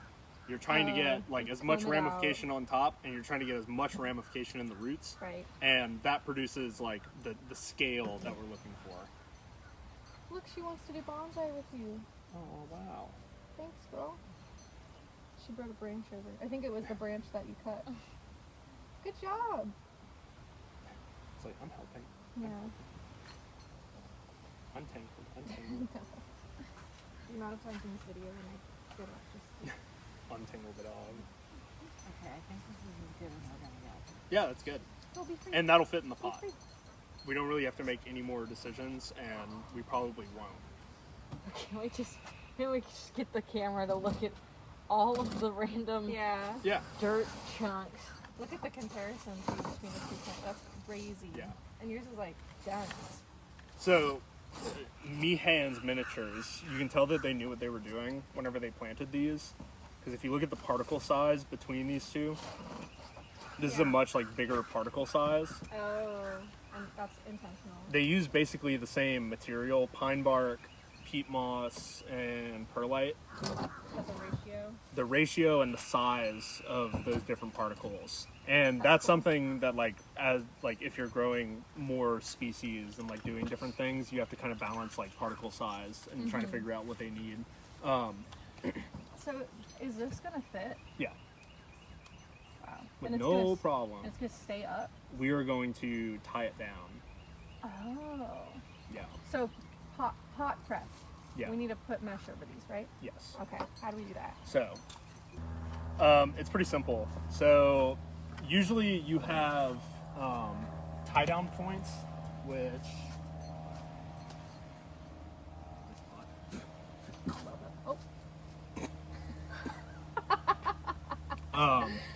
you have Hazard tie down temperature. points. So you have your two drainage holes, Whoa. and Oh, then the little you have divots. these.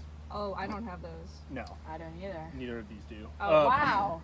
A What lot happens of when you pay $16 for a pot? Yeah, Well- mine's like 11. smaller pots and then cheap pots usually don't have them. Youch. Well, I mean, half of mine do. No, I know. But can So- you use the little legs? Well, we're just gonna use the drainage holes. Okay. So Oh, like tie through the middle. yeah. Got it. Oh. So there are a few ways to do this, and it doesn't really matter. But what a lot of people do, or what you can do, is you just make a 90-degree turn, and then you measure the width of these holes. This is for tying down the drainage screens, not necessarily the tie down points. The Oh, tie down okay. points are a lot easier. And you can measure where like the interior diameter of that hole is, and then you can grab it and then do another 90-degree turn. And then with your drainage screens, you would cut this to the same length, but you can put them in and you feed that through the drainage hole. Oh, and then like kind of bend it out like a staple. Exactly. Okay. I Which guess like Could the you always opposite of a just staple. run a single piece of wire through the middle between the two? you could. I don't see why that wouldn't work. I guess it's just like convention. But whenever you just do two 90-degree bends, they kind of like move around like that. But then you would bend Right. like Out that, again, and then that locks it secure in. Better way to do it that holds it a little bit better, and like there's some weird like the unseen craft of it, where you grab the wire, then you make a complete loop around. Oh. That way it comes out like that. Yeah. And then you grab the wire and run it over itself like that to make the 90-degree turn. Yeah. And then you measure it out Whoa, yeah. like that. And then you grab on the outside of the Hot edge, or the whole whole edge. And then you wrap that around in the opposite direction. Those little Actually. flaps secure it.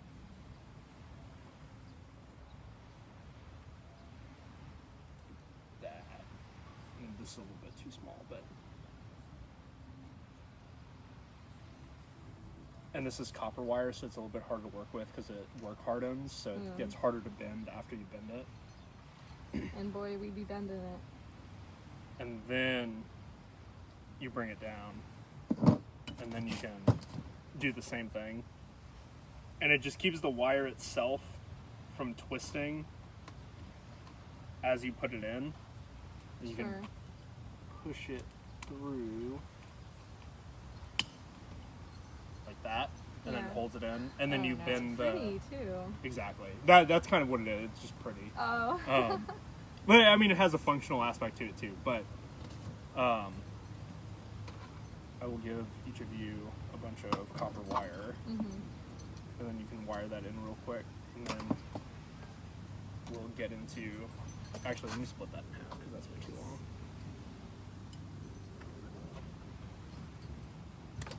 Are we recording? We should be. Yes. Cool.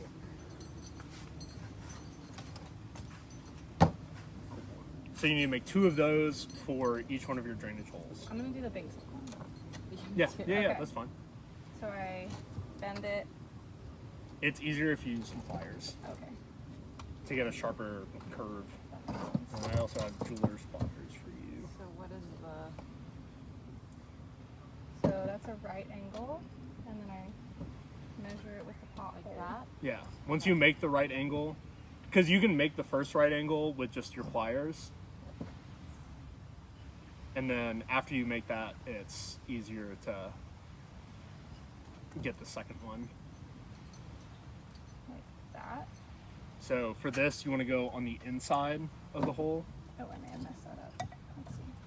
Well, I meant like put your plier on the inside of the hole, because that's what you're measuring. You're measuring that interior diameter. So you want to go right there, and then That.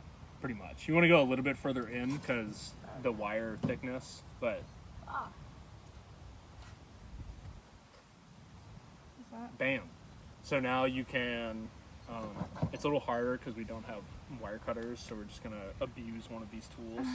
But you just have to have like a little bit of a lip, Yeah. and then you can trim it pretty close Nice. because you're just trying to hold it in. Right. So Thank you. like that. Oh my gosh. Who would have thunk?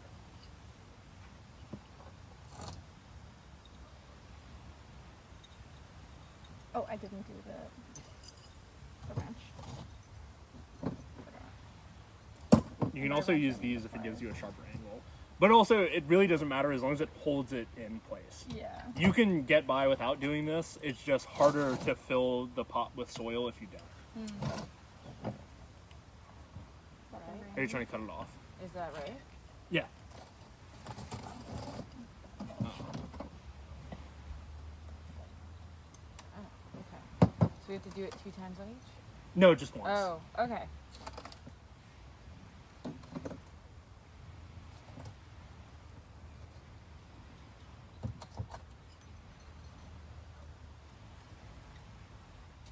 She's gonna eat all my vegetables back there. The doll? You can tell she's just scheming.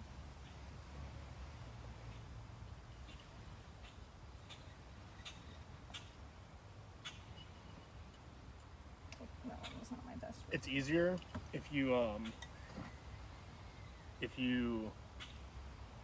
one, use these pliers because they're sharper. But you grab the wire like this, Uh-huh. like shmya, and then you just push it against the plier like that. Can I have the scissors And then for you have abusing? a 90-degree angle. Okay.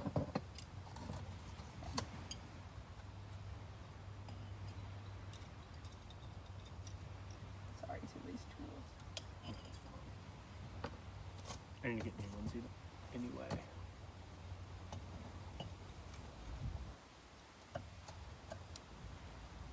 That? Yeah, perfect. Okay. So you are ready for soil. Ah! Kind of. Oh, where's the soil? Right there. But I'm gonna do a little bit of trimming on the roots first. Okay. Oh wait, and I will steam. Perfect.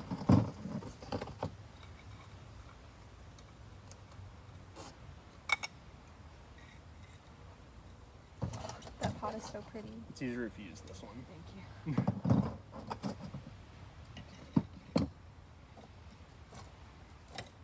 Perfect. Cool. So now we're all set up. So if I can see this real quick. Yeah, yeet. So we're looking at trying to get this as radial as possible because we want the tree to feel like it's connected to the ground as much as possible. Yours is pretty good because it's already made from a cutting, so you really don't have to do much, especially you have a little bit of a deeper pot, so it'll fit regardless. What you want to make sure that you're doing is you don't want to put it in the pot and then have like these two roots crossing, because as they thicken up, they'll cross. Tangle. Okay. Oh yeah, they'll tangle. So you just want to make sure that whenever you put it in the pot, like everything, Kind of spread everything out. where it like should be. yeah, and you can do that with your fingers. It doesn't have to be raked. Okay. Cool.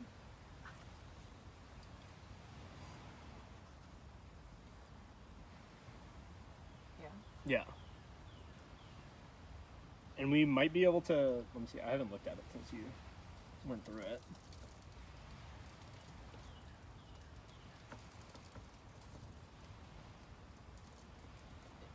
So what I'm doing right now is like, you have a lot of roots that are on the outside that are growing back across, and that's just gonna make it harder to put it lower in the pot. So I'm just detangling the stuff that's underneath and then moving that outward. So now your root base is like that. It's really flat and it'll fit way down low into the pot. So then do we need to trim all of the stuff that hangs out? We don't need to, and we're not going to. Usually you would,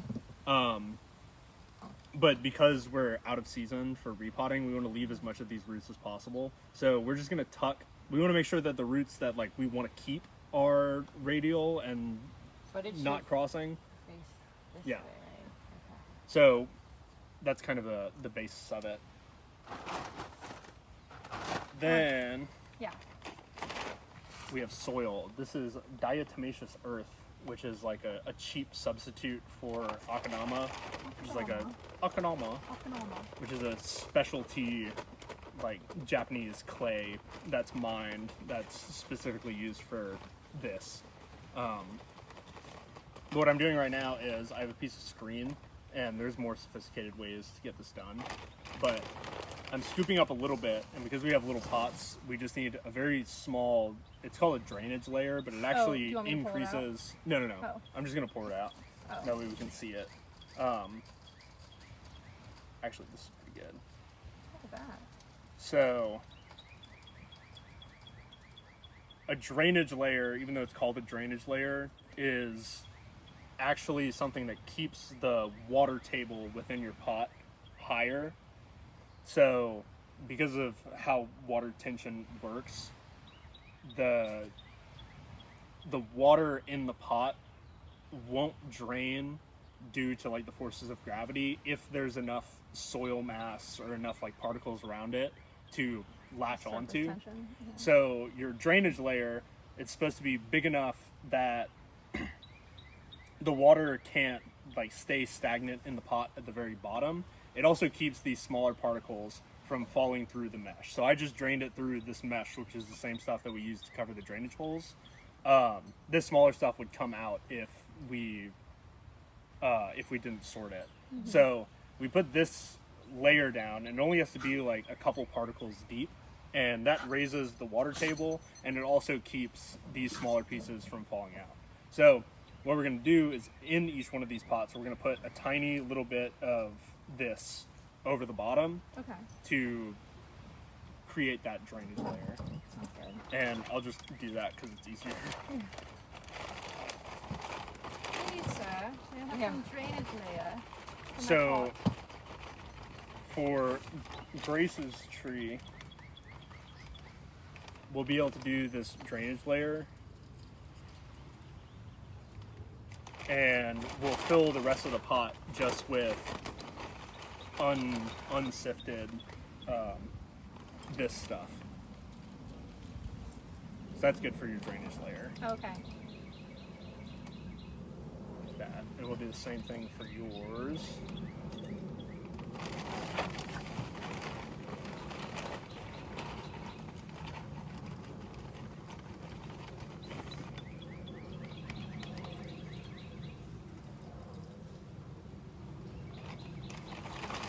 You have a bigger pot, so you need a little bit more.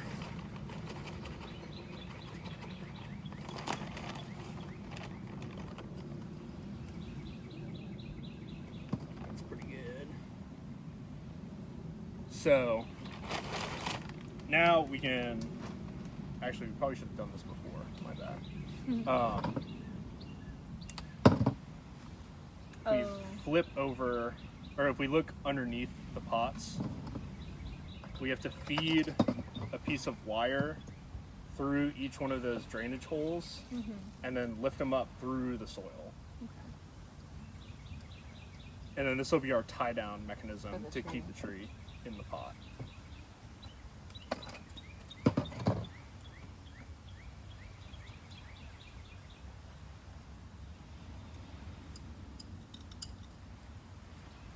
And these trees are so small and they're in really small pots, so they only really need 2 tie down wires. It's not ideal, but it'll work. Usually you want 4, but that's really only helpful if you have like multiple tie down locations. Yeah, that's perfect. Okay. So now you can take these and pull up. That way they're, firm against the pot, Yeah. and then bend them outwards so you have place to put the tree. Oh. Nice. Okay. Okay, so now, Dirt. yes. Well, I guess dirt. You can say that. Dirt. Substrate. Yeah. Okay. Sediment. For your tree, we're gonna mix like 50-50 this with that. And that should be good. So just mix a little bit of that, and then for your tree, we're just gonna go straight into this. So we Put it can put your tree in there, Okay. and generally, not only is there a front of the tree, but there's a front of the pot. There are Oh. characteristics on all pots, just because the way ceramics works. There's unpredictability. There's a side that looks better. It doesn't really matter for what you guys want to do, but I can't tell if it's online, but I think this. I don't know. Can you see anything?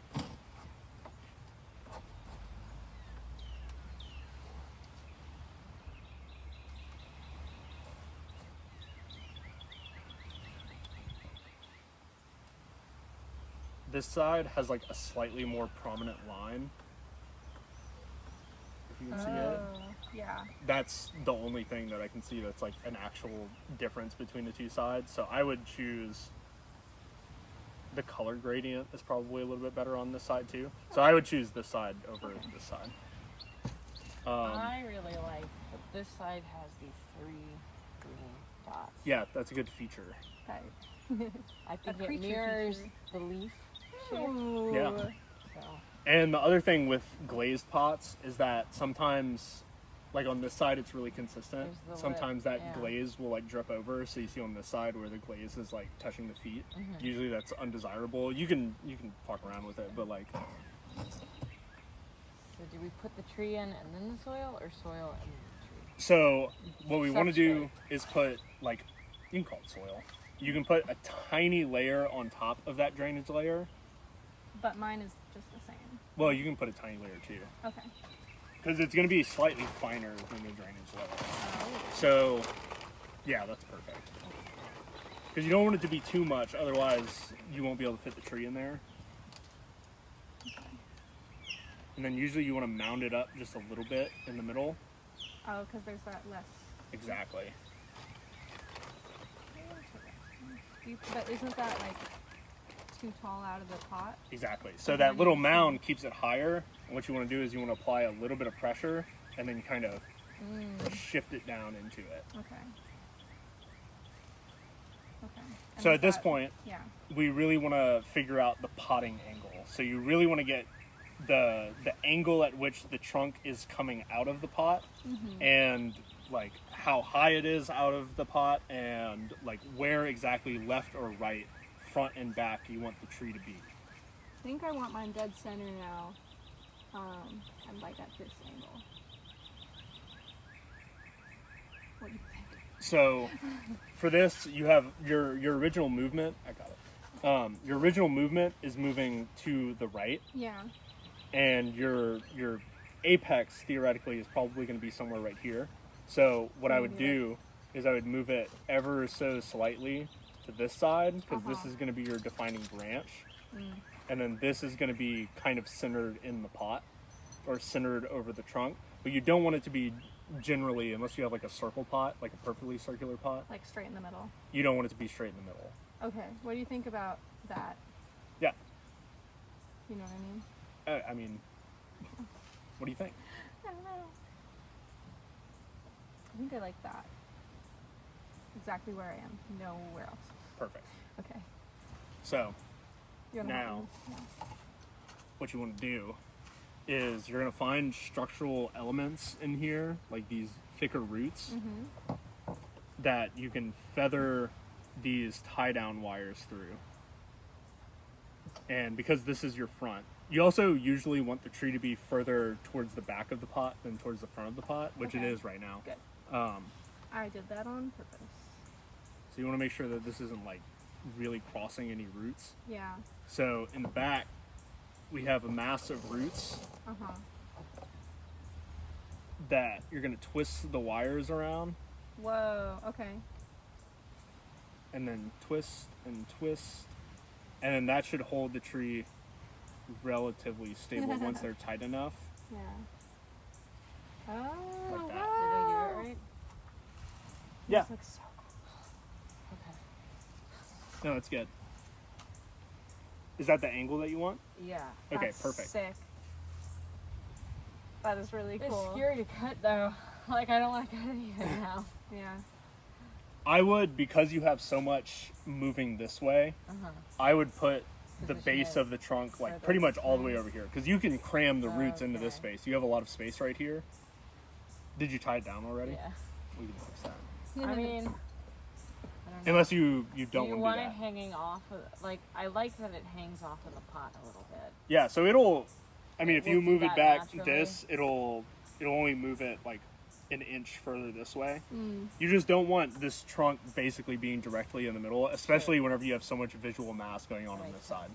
You can clarify it.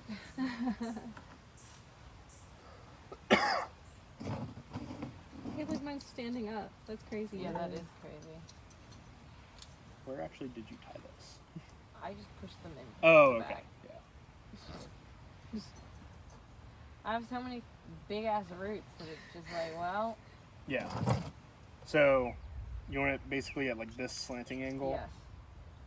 I would push it this far, because you have to remember like Okay. this is going to be grown out further this way. So then, yeah, it goes that way. So is this the angle? Yeah. Oh. Yeah, it's fine.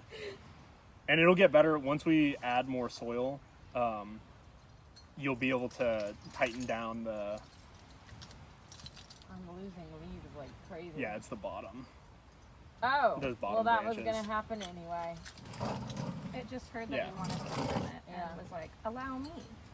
So then- once we add soil, it'll give structure, because we don't have like a very established root base to like tie off to. Yeah. So once we add soil, once you start cranking those down, Yeah. it'll really, solidify 'Cause mine what's really going doesn't on. wanna stand up So do we anymore. pack on top? Yeah, so what we want to do is we put a little bit of soil on top, Uh-huh. and then we can take our root hooks, the backside of them, and start Okay. stabbing it in there to fill in all of the air gaps. Oh, I'm having trouble with mine. Okay, go ahead.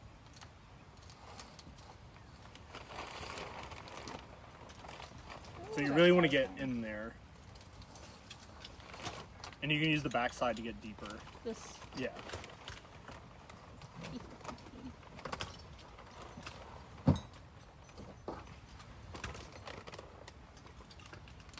Yeah, get in there, fill it up.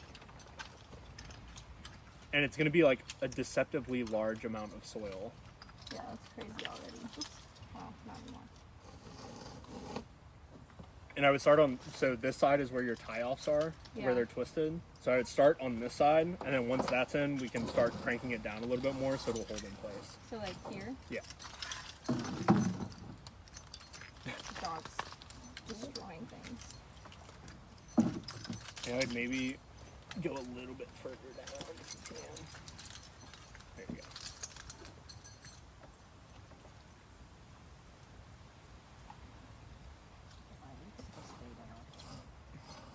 Yeah, mine are popping up.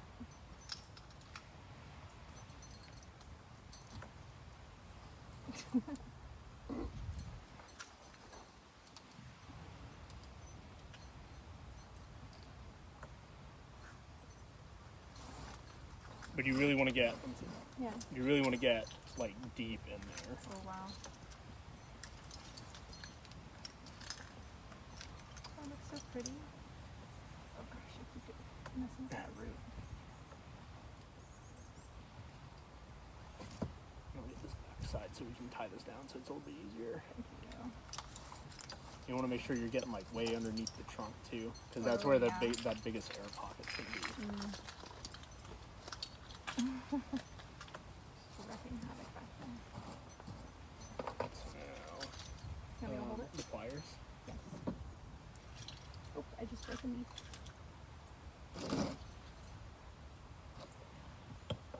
We can cut this little bit off. Bless you. I feel like I'm kneading dough.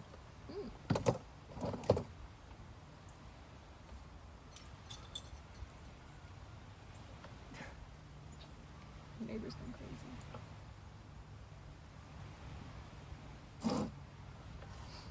So because we only have 2 tie-down wires, there's always going to be a direction in which it wants to like wiggle, so you're just going to want to wiggle back and forth. But Okay. so now you can start like really getting in there with everything. These roots really want to like pop up. Yeah, I know mine they will. You can kind of press them down. Just kind of rip them off. Yeah, you can also do that. I mean, Where did my rake go? That's not mine. oh yeah, my bad. I raked myself. Yeah, so now you've got a good bit of soil on there. You can mix up a little bit more, and then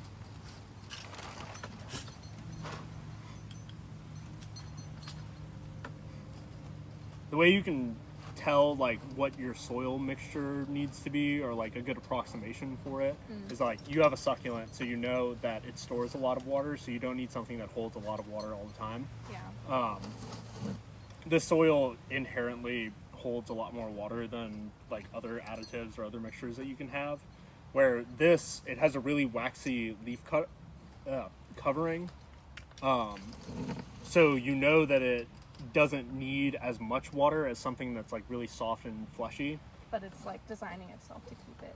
but it's still, it's not a succulent. It doesn't hold a lot of water, Yeah. and it can still, you know, move a lot of water through the system. It's just not like, you know, completely arid, or it's not a completely arid species.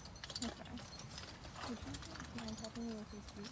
Yeah. I don't know if it's worth keeping them or what. So these roots are pretty tough, so you can just kind of, Whoa. and you don't really want roots that are these long, that are this long. So if they dry out and die, it's not the end of the world. There's so many roots that are actually in the soil that it'll be okay.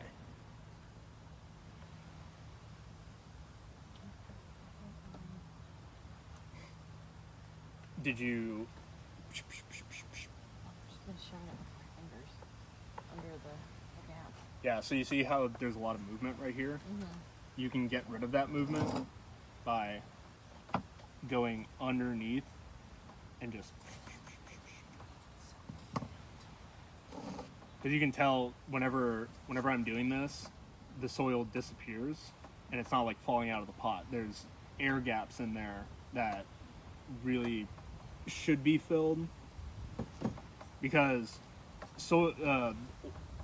roots need soil, but they can't just grow in air. So they need some sort of like direct connection to something that can hold water in order to actually use the water. So you can kind of put it in there and then wiggle in circles, and that'll kind of firm up that movement. And you go around and see like where it's moving the most, and that will tell you where those air pockets are.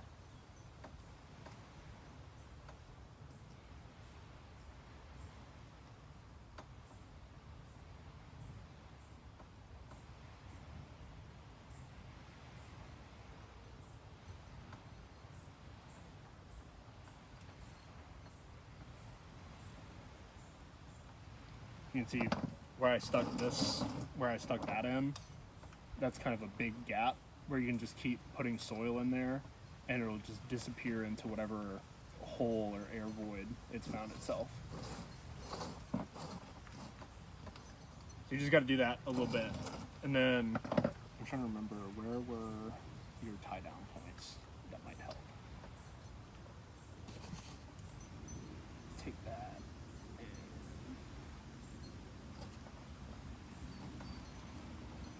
And I'm pulling and twisting to get up all of the slack in those wires.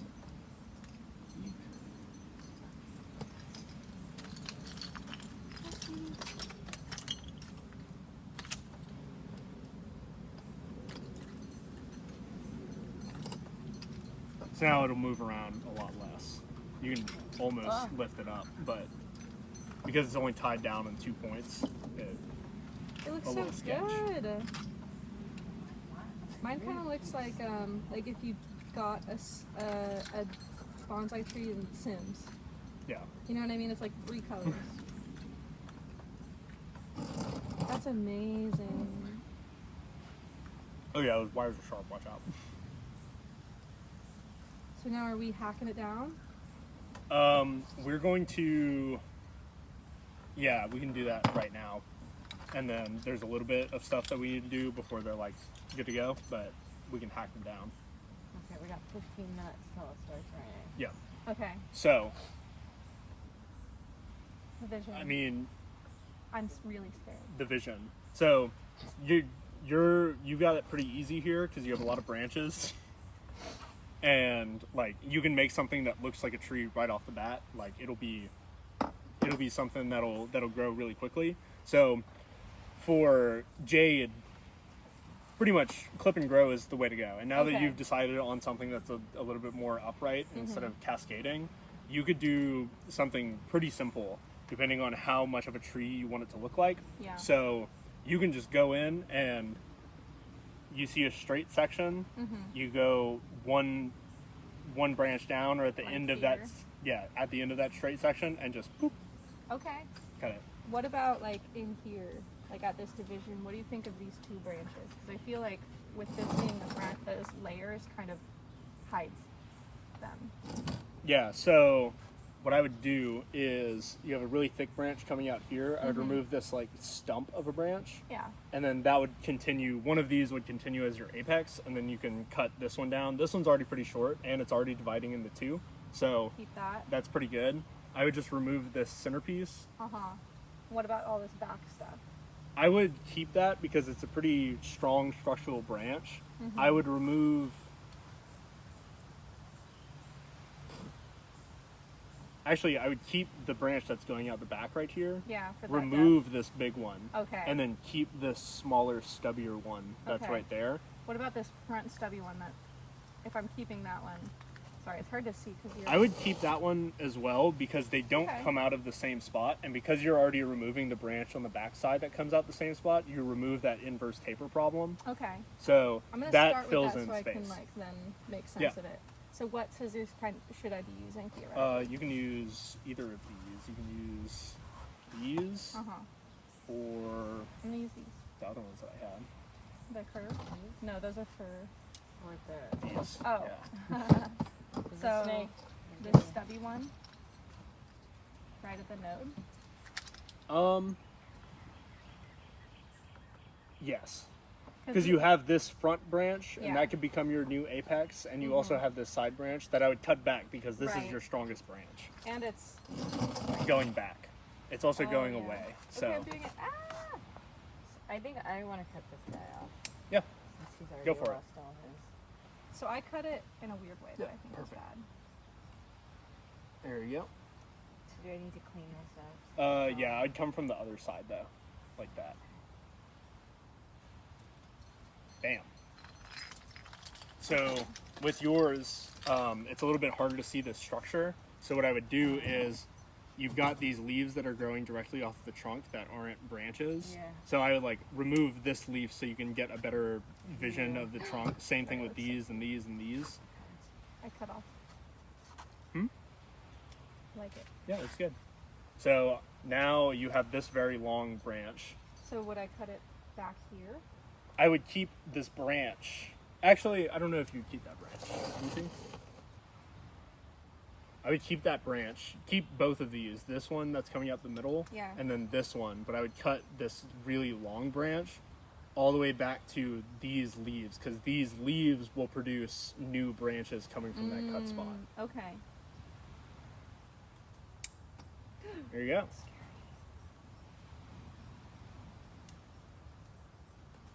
Okay. It's so funny looking. So now, oh, you go ahead. Sorry. So I think that. Yeah, I can't tell what the flow is because it has this nodule in the front. And somebody already decided. Oh, you that can it's cut not that going off. That way. Yeah. And that's not going to produce leaves. Yeah. You can I also don't know use whether this it should too. go this way or this way. So, I also don't know if I need this little guy. I think that this needs to be cut, this branch. Because it's just going up, but not in a way that seems conducive with the flow to me. so I can make your design pretty simple and look decent with 3 cuts. Should I guess? Okay. No, I'm just saying, like, Should I there, without Should I wire, guess with the there's only so scissors? many things that you can do right now. Yeah. So, you're trying to get something that goes front, back, front, first branch, second branch, third branch, fourth branch. Yeah. So what I would do is, you've got this main branch that's really thick, and this could be the branch that continues the cascade, and then this could be your main leader. Yeah. So I would remove this tiny branch. Yeah. You'd remove the sideways one up at the furthermost This junction. one? No. This one. Yeah. I would keep that one Okay. because this one is going to become longer. We're looking Okay. at like a plan like a year down the road. But you would keep, but both of those are going out horizontally. You Mhm. would keep them both going out horizontally? Yeah. You wouldn't just have one go horizontal? Mm-mm. Okay.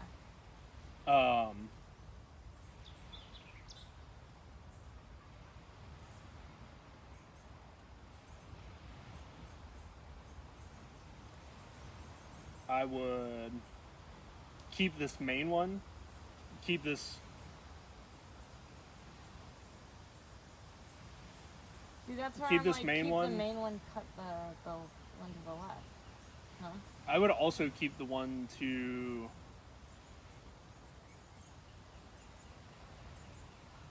I would keep the one to the left because then you can keep this branch and that would start going back that way. Okay. cut this smaller one off because those are coming from the same position. And then, cut that back smaller one off because you'll grow more back branches coming off of this branch that's going to be your like main directional branch. And then after that, Just thinning out. you're pretty much, you're cutting back like the really strong stuff. So like this left branch, you do want to cut it back because it has a lot of energy. This top one, I would leave growing.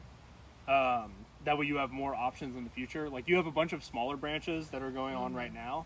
You could cut the very tip of this off and that'll kind of reinvigorate the side branches right there.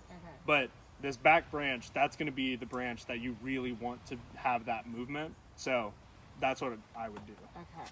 No, I mean, you're the expert. Definitely not. Relatively. Yeah. So this guy needs to go. Yep. That's the worst angle in the world. Can I look at mine and show you what I see from my angle? Yep. I'll come to you. As long as, Emma, you feel like This little guy. Yes. And then this guy. Is that what you're saying? No, I would keep that one. Uh-huh. And because you've had some leaves fall off, trim I would them? leave it. Or I would cut like the very tip off. You see where these leaves are coming out? Here? Yeah, just barely above those. There you go. So then what is the... Where is what you... This These are the one, 3? this one I would cut back to probably here, or maybe even this branch, or this next leaf. Like that? Yeah. that's cool. So what I don't understand, sorry, I'm No. no hog, is how this and this aren't conflicting. Does that make sense?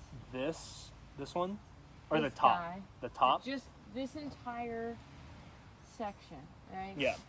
How is that not in conflict with this one right behind it? So this will grow up, and then as you're clipping growing, you have to choose directionality. So it's a little bit easier to see on this, where like you had a branch that was growing up out of this. You have a branch that's coming like really horizontally, and then you have a branch that's kind of following at an acute angle. So whenever you're looking at pruning this, it'll shoot out a branch here, it'll shoot out a branch here, and you want to cut off that branch that's shooting up because it competes with the apex, but it'll shoot that branch out sideways, and you cut that top part off and then continue growing that thing straight out. So then do I want to cut this one so this one stays back? Or do I want to cut this one so this guy grows back? I think you leave this because you want this branch to have as much energy as possible and continue going out further. What So I we're should doing just right now, leave this as is. I think so. Okay. That's good. And scene. Hell yeah. I think it looks sick. So there's a Okay. little bit we're gonna do to like dress the top of this so it holds a little bit more water, but Cool. So I feel like there's like so many branches that are just going straight in the same direction. This one's straight for a long time, but it does have that curve at the end. yeah, And it's also like, then that's 3 coming out of this area right here. yeah, Which I'm less worried about that reverse taper because this is so thick. yeah. But like, still, I don't know. So what's good is that these branches, even though there's 3 coming out pretty close to each other, Yeah. they have a little bit of a node in between. So they're not actually coming out of like the same line. Yeah. They're coming out at different lines, so it won't thicken as bad. It could still Yeah. always be a problem, but as this thickens up, you'll notice that less. Okay. There's a bunch of branches going this way. Yeah. And then there's this crazy guy. This one or this one. This guy. He just This goes, is like, out nice of place. as something that like continues movement, Yeah. and you can trim it back further to like right here, so you Sure. get more fine branches going out this way. The biggest problem I see is you want something to counterbalance on this side. So this is your secondary trunk. You want another like thing growing right here. So you want to develop this trunk because it's the Splitting thickest. earlier. You don't want it to split earlier because you still want it to look like a trunk. Mm-hmm. So I would cut here, have these branches come out into something that develops into a more substantial trunk this way. Cut off this lower one, because this lower one goes back in the same direction as your main trunk. Yeah. And then this one is growing as a secondary branch, or as like a secondary trunk / branch that is adding to like kind of the asymmetry, because if it was all perfectly geometric, like 2 to 4 to 8 to 16, Fractal. it'd look artificial. And Yeah. if that's what you're going for, that's fine. But If you want a bad no, look, I'm not saying it's bad. I'm just saying. Okay, so but I that makes sense to me. So like here, The problem is that you end up with the same problem as this lower branch if you Yeah. cut to here, because this branch is already more dominant than what would be a branch on this backside. so like the next node down, Exactly. like there, Yeah. Okay. And you want to leave a little bit of room just in case it dies back, but that. yeah, Let's see. big cut. Yeah. Okay. So then, hopefully this will push out a Yeah. little bit. And then I have just like a whole mess of things just so close to the, Yeah. So including, yeah, I don't know. this upper structure looks good. And this tree, because of the way that we've cut up here, if you wanted it to be really small, you would cut back to here, and then that would be a tree that's like this height. Okay. I do want it a little bigger.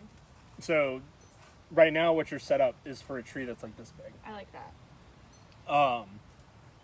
The conflict that we're having right now is that you have this small trunk, Yeah. one that I told you to keep, and this one that's going out this way. Yeah.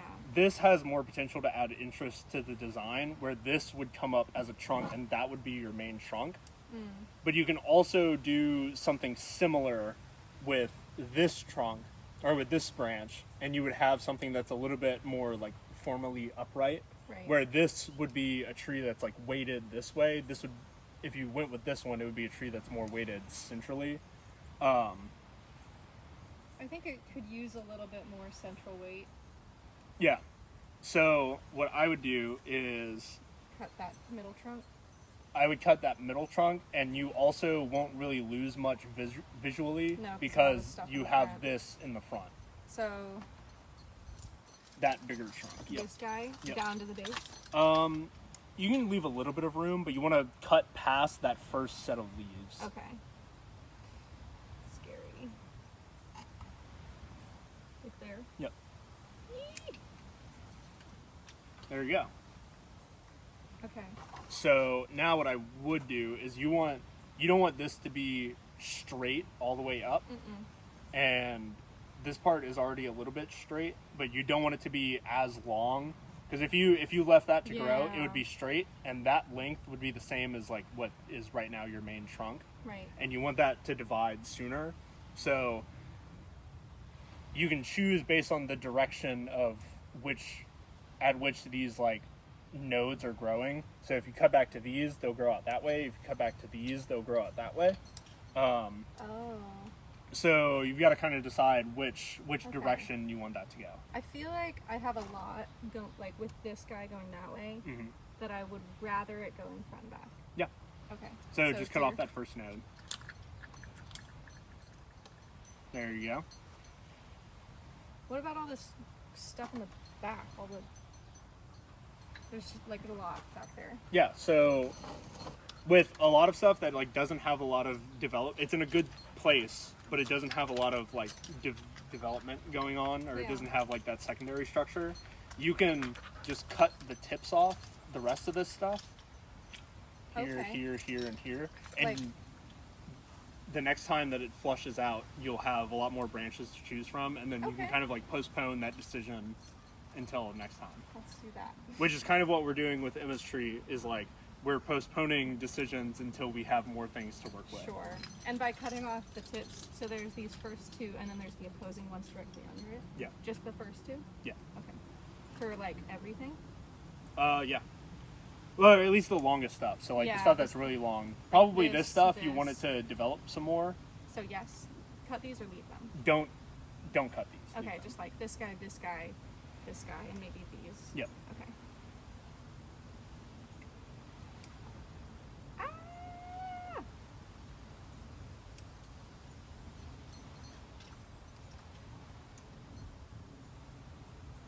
right? Yep. And I would also do that trunk right here. Just Which one. This one. I just cut something here. Oh. Oh.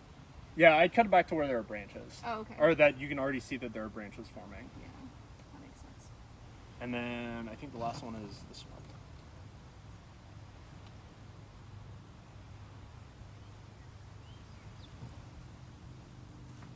And that's it. Wow. Nice. Ah, Do you The need to share the yeah. finished result? Let me get in on that. So cute. Cheers. the last thing we're gonna do really quickly is take a little bit of sphagnum moss Nice. Cool. and we're gonna put that on top. And I'll just do this really quickly because there's not much to it. For this one too? Yeah. We're just gonna break it up a little bit and sprinkle it on there.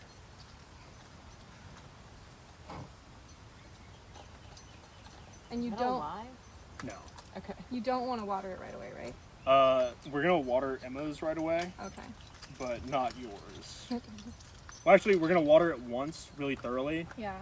and then after that, we won't water it again until it is needs completely dried out. Yeah, okay. Oh, she's found something. I'm gonna go check on here. I think it's just an oyster shell. No, it's a nursery pot. She just wants Oh, to no. bonsai. I'm so proud. Hey, What's this? What is this? Good girl.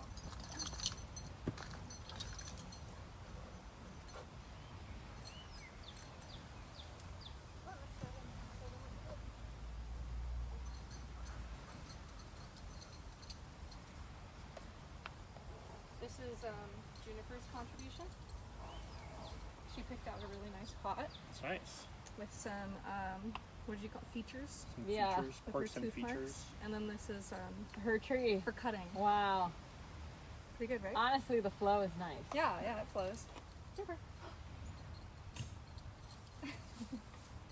She loves trees. Cool. We're gonna do the same thing.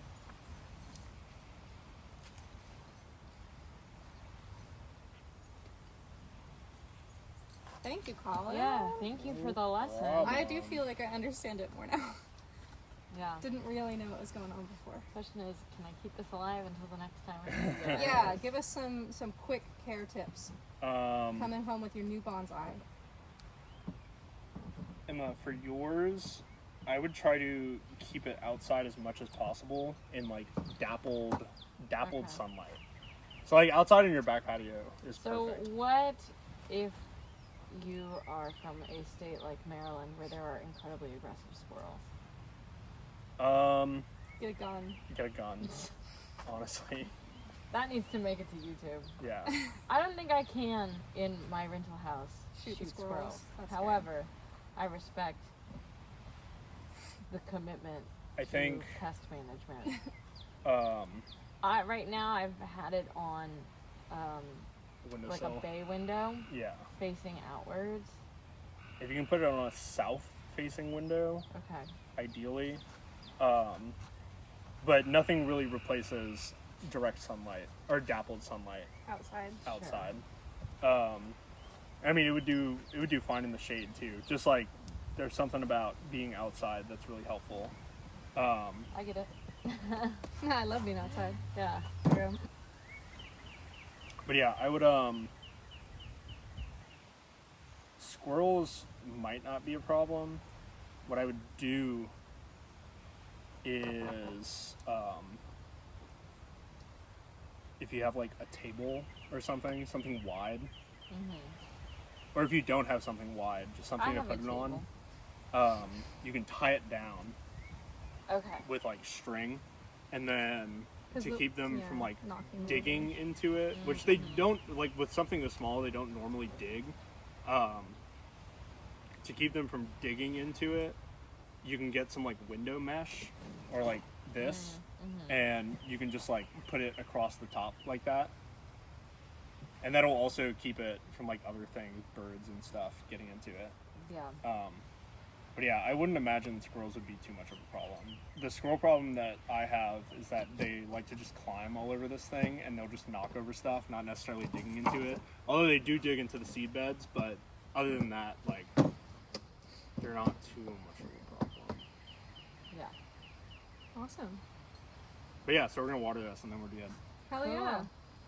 Sweet. Yay. Thank you. You gotta sign out. Bye.